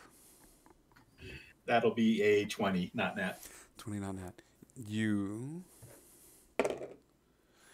think you stealthily move forward through the green forest scape and make your way over to... Hi, I know. Hello. You make your way over to a building which seems to have a few individuals standing out in front of it. Does it look familiar? Is it a type of building? Can I tell what I'm looking at here? No, Any type of sign you or hear the anything faint from it? sounds of music coming from inside the building. It sounds like a jukebox or music that you would hear just from a diner, or almost like a 50s diner. I'm going to actually turn around and give a quick whistle. I'm in. I'm at the door. If I can get in the door, I'm going to go in the door. Okay. There's. I know. there is a moment where you all sort of gather up together as Turk motions you forward. Standing in front of the door is a man wearing a leather jacket. He's got blue jeans on. He has no shoes on because where his feet are these clawed reptilian feet, and his face is even that of a dragon in itself. What you would picture like a half dragon, half man to look like. And he stands at the front door with his arms crossed. As he stands in front of the door and looks at all of you, he nods over at the group that's sort of talking in front, and they all nod their heads and head towards the back of the building. He goes, "May I help you?" Oh my gosh, are you a dragonborn? Yes. You are so cool. Are you a wood elf? I think so. He reaches into the pocket of his jacket, and he's like, "Hold out your hand." And he flips it over so it looks like that, and he writes a big red V on your hand. Are you guys all with her? Yeah. Yes.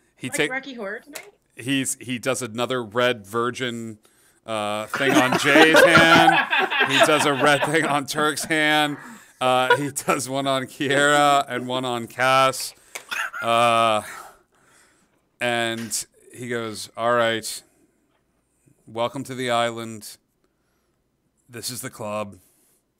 You guys are new. You drink free tonight. Tonight. After that, you pay for it. Is everybody here 21? Yep. I got my ID too. I just got it. It's not sideways. That's great. I'm so proud of you.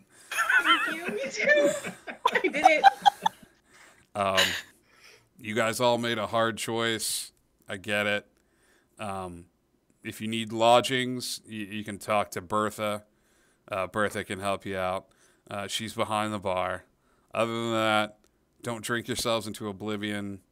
Welcome to the club. You guys got any money with you? I mean, I think I've got a 20. What year is it? 2019. Oh, shit. Never mind. You guys go ahead in. Kind of money does. He pushes open the door. All right. Kira goes boom and bumps her head right on the door frame as she is not used to the full height of the Furbolg, and just goes, "That's on me. That's on me," and stoops down just a little bit. This bar that you have stumbled into is bigger on the inside.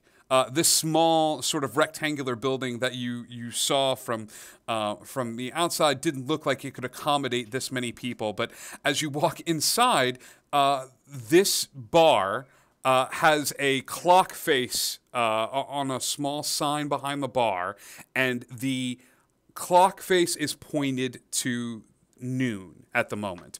Both hands are pointed upward.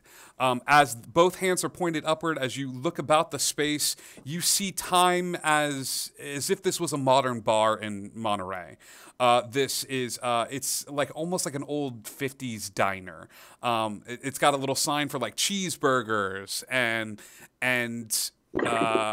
hot dogs and beers on tap and drink specials, and its Blue Moons are on sale right now, and everybody in the room is dressed appropriately for the era, but they're all different styles of creature. You see some half orcs off in the corner that Jay, as you walk in, they all sort of look over and they're like, "Argh!"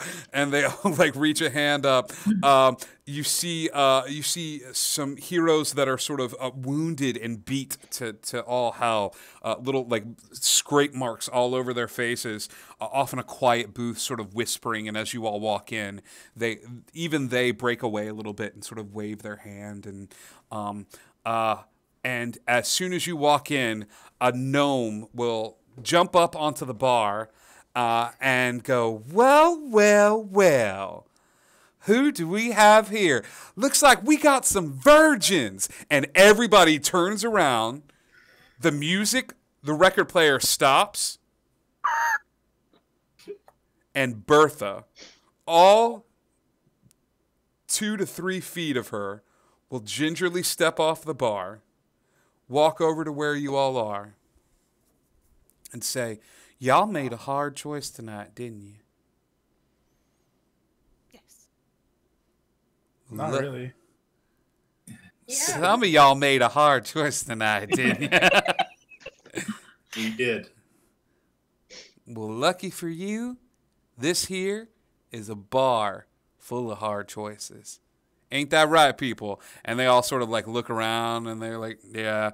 And she will snap her fingers as a mechanoid man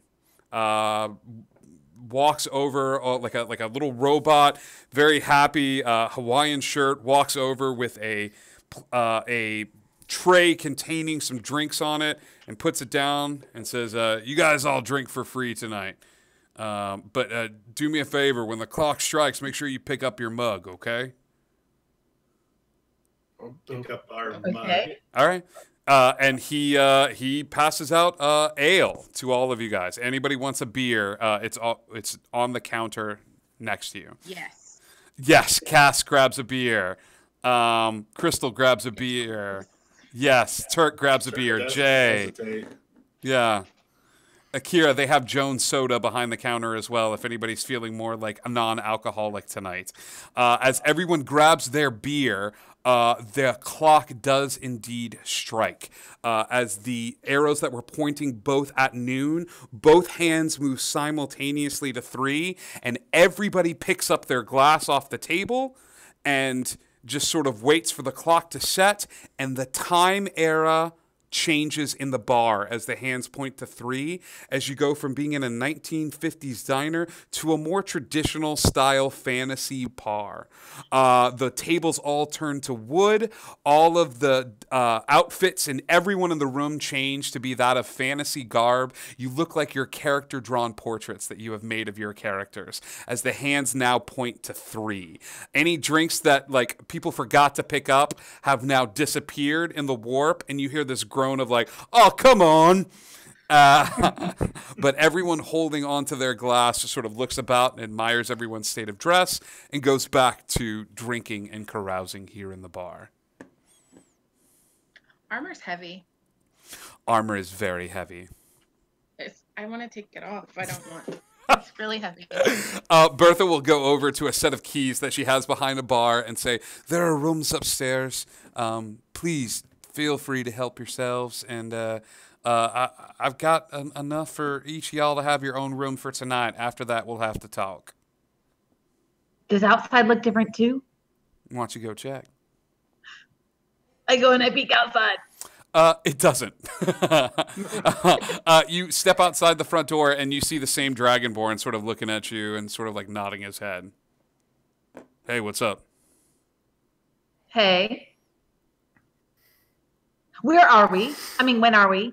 I mean, what's changed? It's 2019, right? Yes. Oh, the bar thing. The trick inside? Yeah. No, that's just the bar itself. That's the whole like gimmick. I mean, the island does float, but you'll feel it. Oh, okay. Okay. How often does the bar change? I don't know, like every hour, 2 hours. And everybody's clothing and everything? Yeah. Yes. It messes you up when you're drunk. I stepped into the bathroom one time and, man, it was not a good scene when I came out. That is great. Can you shut the door? Okay. I go back in. All right, bye. Bye. The bar is yours. Like I said, there are rooms upstairs for all of you as you spend the night carousing and having drinks, meeting some of the different patrons and denizens that live here at the bar. Many of them are just like you, are individuals. You even find the whole back corner of the bar behind the bar proper, 8 or 9 tables, long tables set up with some very familiar screens. As you are now privy to the only fantasy gaming bar where there are nightly Dungeons and Dragons, because old habits die hard. What is interesting is to see Dragonborns playing Dungeons and Dragons and some of these fantastical creatures rolling dice. There is quite a bit of dice dispensary scattered about the space, which is odd because you see these little like turn like key ears, which is little gumball machines with dice. You're not seen anything like it, and you're wondering why until one of the orcs nat ones and accidentally crushes the D20 in his hand, and you hear a "Gary, come on!" and he's like, "Sorry," and he like throws the dust in the air, and he goes over to the machine and just with like really like large hands turns the machine, crank a little bit, and gathers another D20. Comes over to the table. He's like, "Look, I'm sorry, guys," and rolls again. The sounds of laughter echoing throughout this giant bar. Are you still in there, Jay? What? Yeah, it's me. Okay. What? Well, I don't know if you've actually seen yourself. I mean. Oh no, dude. I saw this and I lifted my shirt. Yeah, dude. I mean, Jay's like, "Can we take a second? this whole area, right? There's a V now." Like, I think it's you. Yeah, it's me. I still am me. I don't know how to explain it. Dude. Okay, I don't really know what's going on here still. I don't know what questions we need to ask. I don't know who we need to talk to. Is there a bounty board we can look at? I mean, I don't know. I just remember that Gary talking about that We need stuff. to talk to the bartender. Oh, wait, or if we see an open seat at a table, we sit down and that's how we get it. Okay. You do that one, I do that one? I'm going to go... Oh, crap. I'm going to... yes, I propose we all take a drink. I'm talking to the bartender. Yeah. Just like, I think we should all get a drink. Hi, can I help you? Is there... Okay. All right. Okay. All right. I love you. I love you so much. Okay. All right. Thank you. You gave the kitten love, now you have to give her love. Yes. So I'm actually going to walk up to the bar as if I know what I'm doing. Sure. And I'm going to lean against it and... that same Warforged that you saw earlier is standing there against the bar and says, "Hey, what's up, new fish?" Give me another L. So, have you heard any juicy rumors lately about... Give me the what's going on in town and things. He hands you an ale and then he reaches under the counter and pulls out a cough drop and like slides it along with the ale. He's like, "Are you looking for work?" Yes. Yes. It's your first night.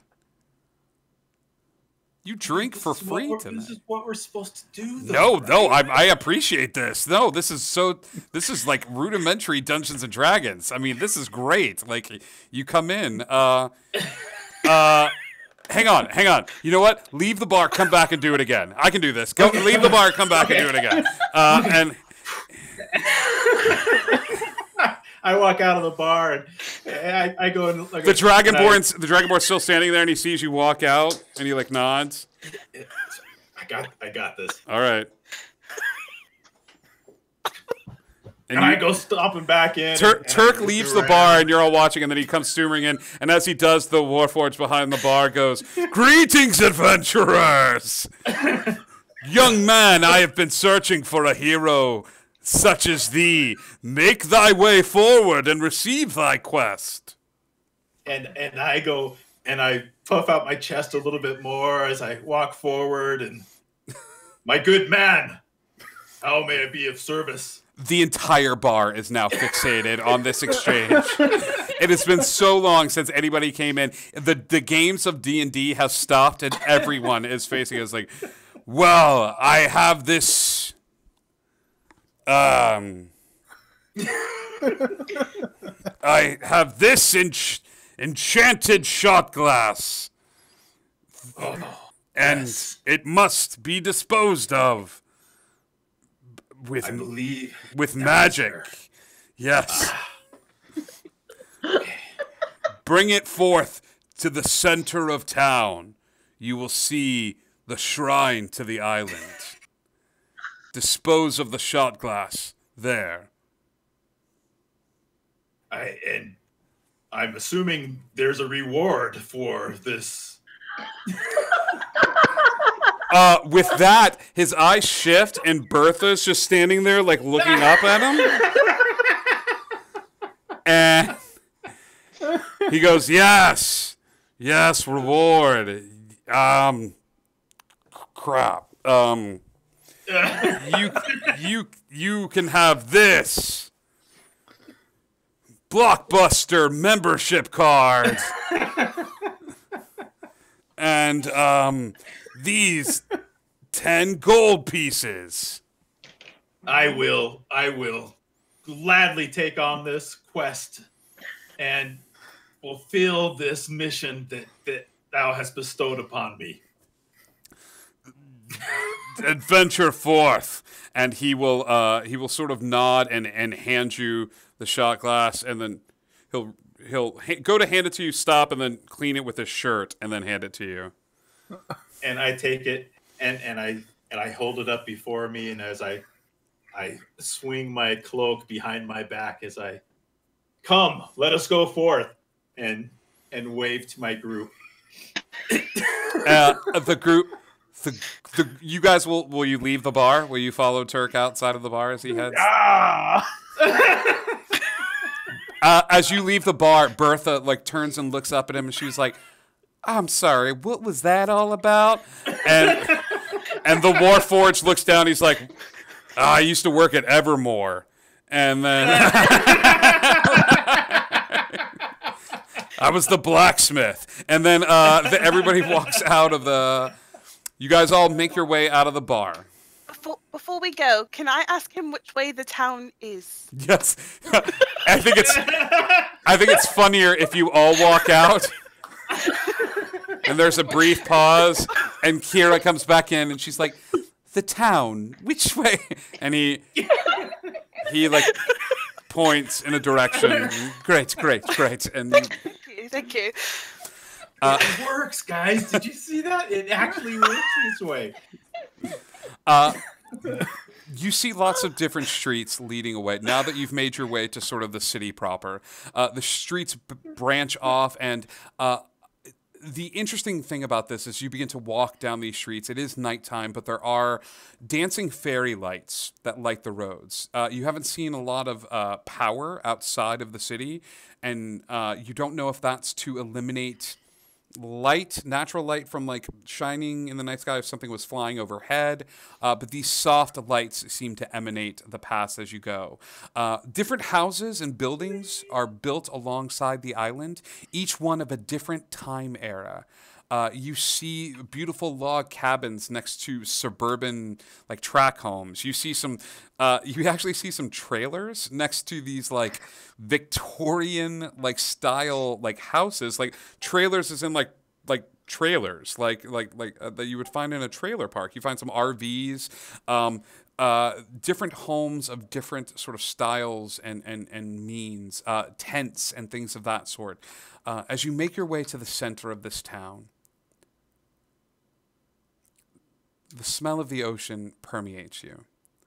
And for a brief second, you remember that walk from the bakery to Gary's house that seemed a lifetime ago. You have found yourself into the center circle of this small town, a tiny monument to the people of the Lost Isle. The beginnings, the auspicious beginnings of this island that seems to travel through time itself, home to heroes and some villains. Magic being at the core of its center. And when I say core, it truly is. As you come to the center point of this island, the place from which all civilization has been built around it. It is a rock. It's just this large rock at the center of this island. It is this amazing, beautiful sight in front of you. And as you begin to step forward towards this giant rock, you see this gleaming sword sticking out of it. The rock at the center of this island, and as you begin to walk forward, the moon shining down upon where you are, and all of you gathering around the small rock that has this sword sticking out of it, this faint blue glow begins to emanate forth from the sword. It surrounds the entire group. And as this light begins to sort of flow over each and every one of you, illuminating you around you and showing you this world that was once hidden to each and every one of you, you take a second to admire the transformations that you've already gone through this evening. Those of you who have changed form completely. Those of you who have grown in height, be it several feet, and transformed into different animals and different beings. And as you are basking in the glow of this sword, this blue light emanating and carrying forth and enveloping each and every one of you, I need you all to make a perception check.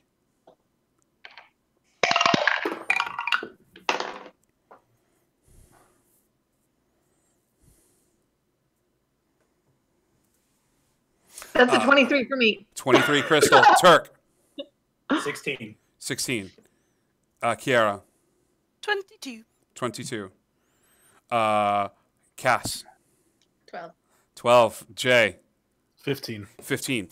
Those of you who rolled once again a 16 or above will notice the figure with the darkened hood stepping out of the shadows, approaching the group. All of you, your eyes fixated on this sword, but this cold air turning even just a little bit colder as this darkened figure begins to walk out and come close to where the sword is.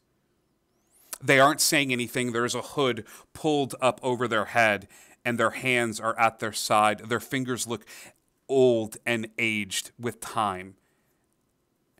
Is Wolf responding at all to this figure? As you look down at Wolf, some of you seeing the image of the surfboard impose around where this wolf was, Wolf is smelling the air and is taking a few tentative steps backward. Do we notice a different smell in the area as well? You do not. The figure looms overhead, reaching towards the sword at the center of the island, placing a hand on its hilt as all of you sit and watch. It wraps its hands around the hilt of the sword. I'm going Puts another hand around the hilt of the sword. I'm going to try to levitate it in the air. You're going to levitate the person? Okay. The person grabs onto the sword. What is the save against con save of 13. Con of 13. The figure begins to float in the air, still holding onto the sword, and you see this desperate pull as they try to pull the sword into the air as they are levitating. There's a small crack that emanates from the stone. I need everybody to go ahead and roll initiative for me, as you can choose to do something here, or you can choose to let this stay to the side. 20 to 25. Nat 20. Nat, so it's a 22. Crystal. Cass, what do you have? 22. 22. 21. 21. So Cass and Crystal roll off. Then we have Turk. Jay, what did you get? 17. Jay and Kiara. 13. 13. Kiara. What did you get, Crystal? Oh, that was a 6 for me on the roll-off. Cass? 9. 9. Oh, so Cass, you are going first, followed by Crystal. You can cede your turn to her if you would like. Okay. No, actually, it's not what's gonna happen. We're gonna try. Were you gonna say something? This figure is floating in the air. They seem to be gripping the sword and pulling it. The hood still firmly covering their face. Cass, what would you like to do?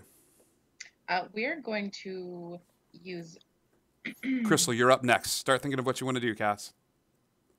We're going to use bless yet again. Bless. Who are you blessing? We are going to go for Crystal. Crystal. And Jay and Kiara. Kiara. Once again, you feel the holy magic emanate from Cass as you all feel yourselves emboldened by her magical energies. Are you doing anything with your bonus action? I'm moving backwards away from You take a the step fray. back from this figure. Crystal, it is your turn. All right. It is a concentration spell, so I don't have a lot that I can do. But I'm going to say, "Who are you?" in my most authoritative voice that I can possibly muster, based on not feeling very authoritative at the moment. The wood elf hippie turns towards the darkened figure and says, "Who are you?" Give me an intimidation check. I will say at advantage as you are currently levitating them above the ground. Yeah. Turk, you are up next. And does Bless help me at all with that? This would be a D4, I believe. It's an extra D4 on top of whatever my top roll was. I don't know if Bless helps with skill checks. I'm going to say yes. Roll that D4. Yes, it does. Okay. Then that is a 15 and that is a 17. 17. This figure turns to look at you, and as it does, a screech will emanate from it as the hood pulls backward to form this almost shadow-like face. The hands still bearing that of a human look to it, but as the hood falls backwards, the visage that you see before you is this shadow face that seems to melt away with the scream, and you see this feminine features and this green mottled skin as this haggish looking woman stares at you and screams even louder and begins to try to yank the sword out, even levitating. She will try to plant her feet in the ground and try to pull up on the sword. She is able to find some purchase, and the sword once again begins to come out of the stone a little bit, some of that blue glow emanating even further past where you can see. That is your move, Crystal. Well, actually, speaking as a free action, you going to do anything with the move? Because you can't drop concentration. You don't want to drop No, I concentration. can't drop concentration. Right. Turk. So at this point, I'm... Turk, what are you doing? It's... Seeing Wolf take a couple steps back, I've actually will have drawn my bow and will have it knocked and will give a warning. Okay. Release it. You're shooting off to the side. No, I'm not shooting anything yet. Just my free action words. Release Got it. All right. Give me a persuasion check. Because I am so good at persuasion. That will be a 7. You say release it, and her eyes turn towards you. She doesn't seem to do anything. She is continuing to struggle to yank this sword from the stone. Turk, that is your move. Jay, it is your turn. Seeing that she's not reacting, I'm going to rush her and take 2 mighty swipes with my great axe right at her wrist. Okay, give me attack rolls, Jay. First one is a 14 plus 7, 21 to hit. 21 hits, roll damage. As you guys see, Jay goes, "Well, we warned her." And bring those. That's a 15 on my first hit. 15 on the first hit. Yes, you see as this cut sort of lashes out forward. What weapon are you using, Jay? A great axe. Great axe. Non-magical. Bringing it down and cutting into the slight skin. There is another scream as she loses a bit of her footing and continues to levitate in the air, trying to almost push backwards after this cut. Jay, you got a second attack? I do. That's a nat 20. Yeah. Roll damage. Sneaky. Actually, no. Ada, here's the deal. Before you roll, keep that damage. Don't tell me what it is. You need to roll another d20 for me. Another d20? Okay. A 7. A 7. Okay. So what is the damage doubled? Max damage, 24 plus 4. 28 points 28? of damage. One of those hands, I have to play this right. One of those hands, as that axe comes down, she yanks a hand back in order to protect it, but the other hand is just cut clean through. And this scream echoes forth as Jay has cut her hand and said, "I said no!" And the hand just sort of like falls to the ground. I'm going to use my action surge to take another attack. Do it. She's now floating in the air. I'm trying to just cleave her in two. All right. First one is a 15 plus 7, 22 to hit. 22 hits. Roll damage. That's 2 plus 4, so 6. 2. Okay. And then the second was another 23 to hit. That hits. Roll damage. 7, 8, 9, 10, 11 points of damage. One-handed, she seems to be writhing in the air trying to avoid these hits, but is still levitating and taking these hits to the side, trying to absorb more of the blow. Kiera. I am going to conjure animals, and I'm going to conjure 2 giant vultures. Perfect. As you do. Let me just mark that off on my spell slot. Okay. All right. And that's my action. Do they take your initiative, or do you roll initiative for them? What would you prefer me do? I will have them go right after you. Okay. All right. And as a bonus action... Cass, you're up next. I won't do anything with my bonus action. I'll just move to get a better view of this female thing. Okay. Yes. Currently, she is hemorrhaging blood after losing a hand and screaming outward. But as she does, you see this crackling of green energy that is slowly starting to build where the wounds are that Jay placed into her. So as Jay slammed the axe into her, he seems a little focused on doing damage. But Kiera, you watch as some of this energy begins to leak out of her. Okay? That's weird, but okay. It's weird. Yes, absolutely. Do your vultures go this turn or next turn? Let me check because I can't. We'll have them go after your turn next. That's fine. Yes. Okay. Cass, you're up. So she's looking kind of rough, yeah? Already? Sure. Sure, let's go with that. She could use a hand, but that's... Oh. Dad joke. No, I can't. Okay, so I'm going to, for the first time with our new level that we've just taken, try spiritual weapon at a higher level. Okay. What level are you casting spiritual weapon in? 3. What form does your spiritual weapon take? We're gonna go with that. Well, no, I can't because it's a melee attack. Never mind. It can be anything you want to in the whole world.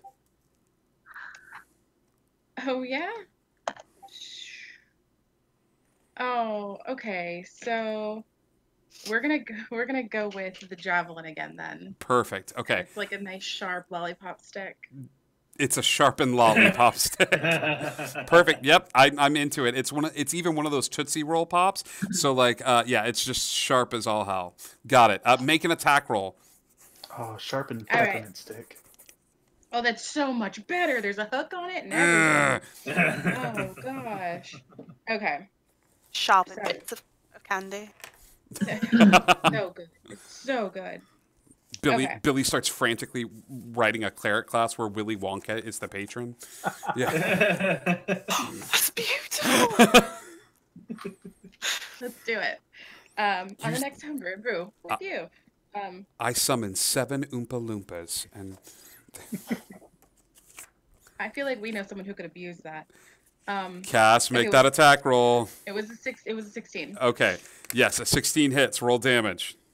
Okay. We are going here. Everything's out of order. Oh, for real? It's a 4. All right.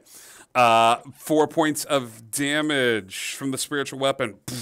As it slams into her. As it slams into her, her hood falls back, revealing the form of this hag covered in little bits of seaweed and different shells stuck to parts of her barnacles, reacting in the night air. I need everybody to give me a wisdom save, please.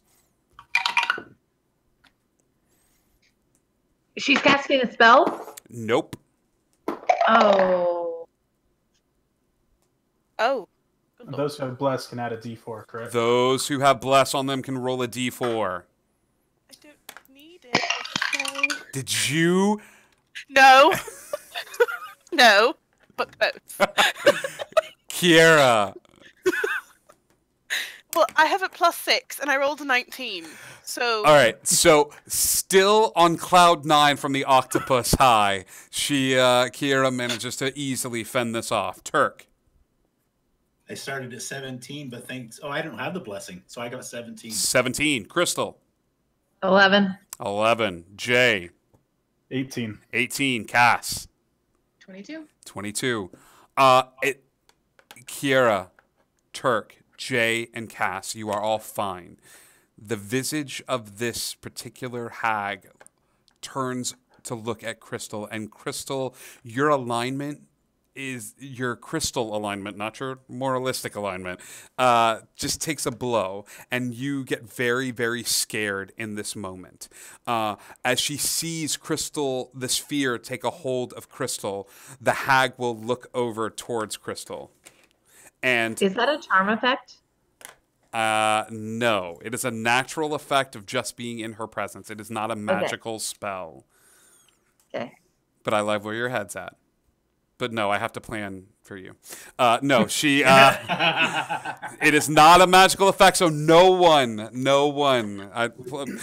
So you start to become very frightened and take your few halting steps backward. And as you do, I would think a natural concept of this would be that your spell begins to falter. And she is able to find purchase on the ground. Standing firmly, she reaches down, and as she does, tendrils of the water that are surrounding her will reach down and swirl around her hand and bring it up. So it's floating, almost like it's connected by strands of skin. So it's not connected back to her arm, but just sort of hanging like this.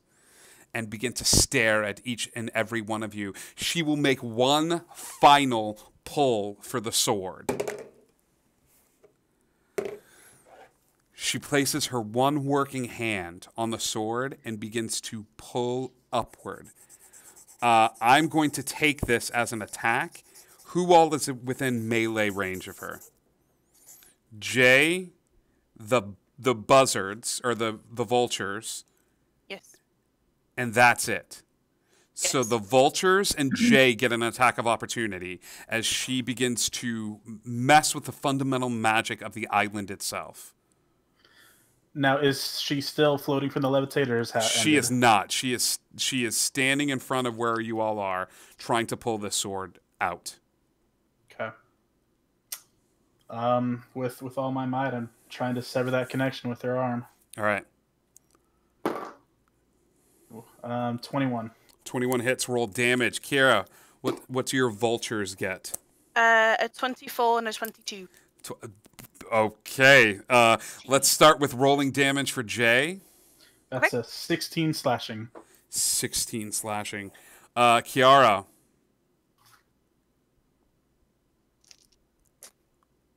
First one is 10 points 10 points slashing.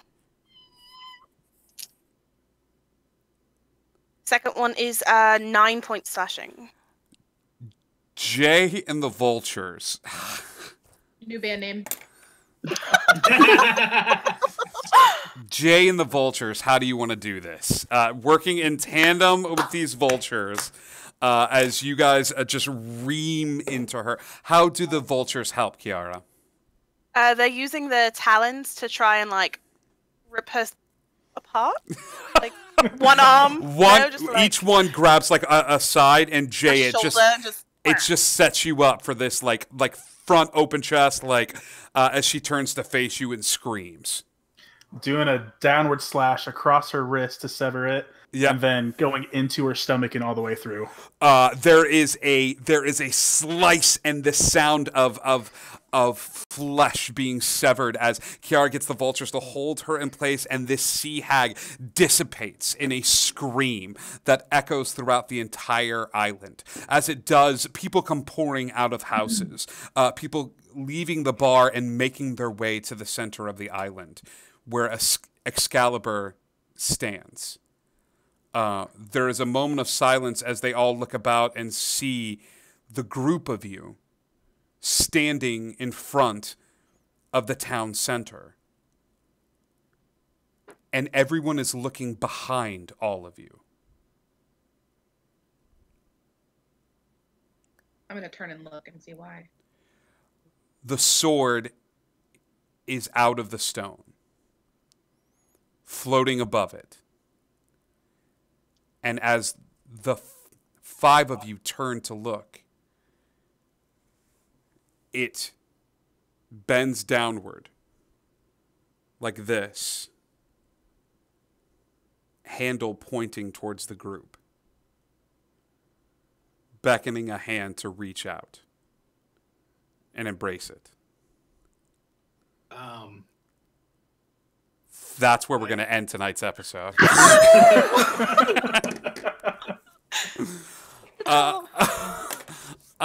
Thank you so much for tuning in to tonight's episode of The Lost Isle. I'm so excited about this. I've been a big fan of urban fantasy for a long time, and the idea that Gary Gygax was writing a instruction manual and not a gaming manual has something that has been stuck with me for a very long time. So The Lost Isle will be a one-shot opportunity for now. I'm excited because it's going to mix two of my loves. It's going to mix D&D. It's also going to mix my love with Doctor Who. The adventures are going to take place in modern day in different time eras. I think the next one is going to take place during World War II. As the island travels through time itself, and the fantasy team is going to fight some Nazis. So I'm really excited about being able to do modern day stories, but also tell stories set in ancient Rome and aboard the ship of the Titanic, and be able to tell these stories that intermingle with time, but play with the fantasy elements of things as the Lost Isle travels and appears where it's needed most. So thank you so much for tuning in. Cast, if you would like to join me next time, can we do another one? Are we gonna? Okay. Yes. We'll join together. I'm not going to level you up because I see this going a long time, and I want to scale accordingly. But you're half the way to level 6.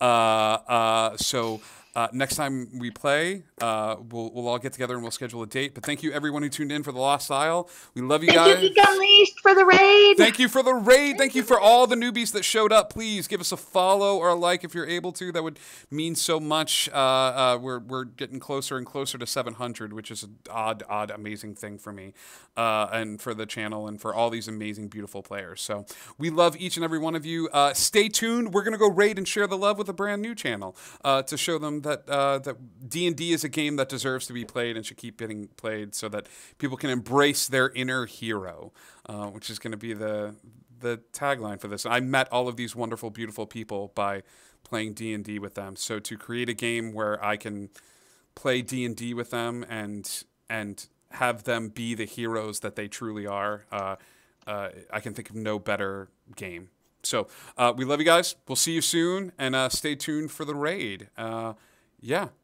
Indigo Connect. We'll see you guys soon. We're going to go hop over to Random Encounter Productions.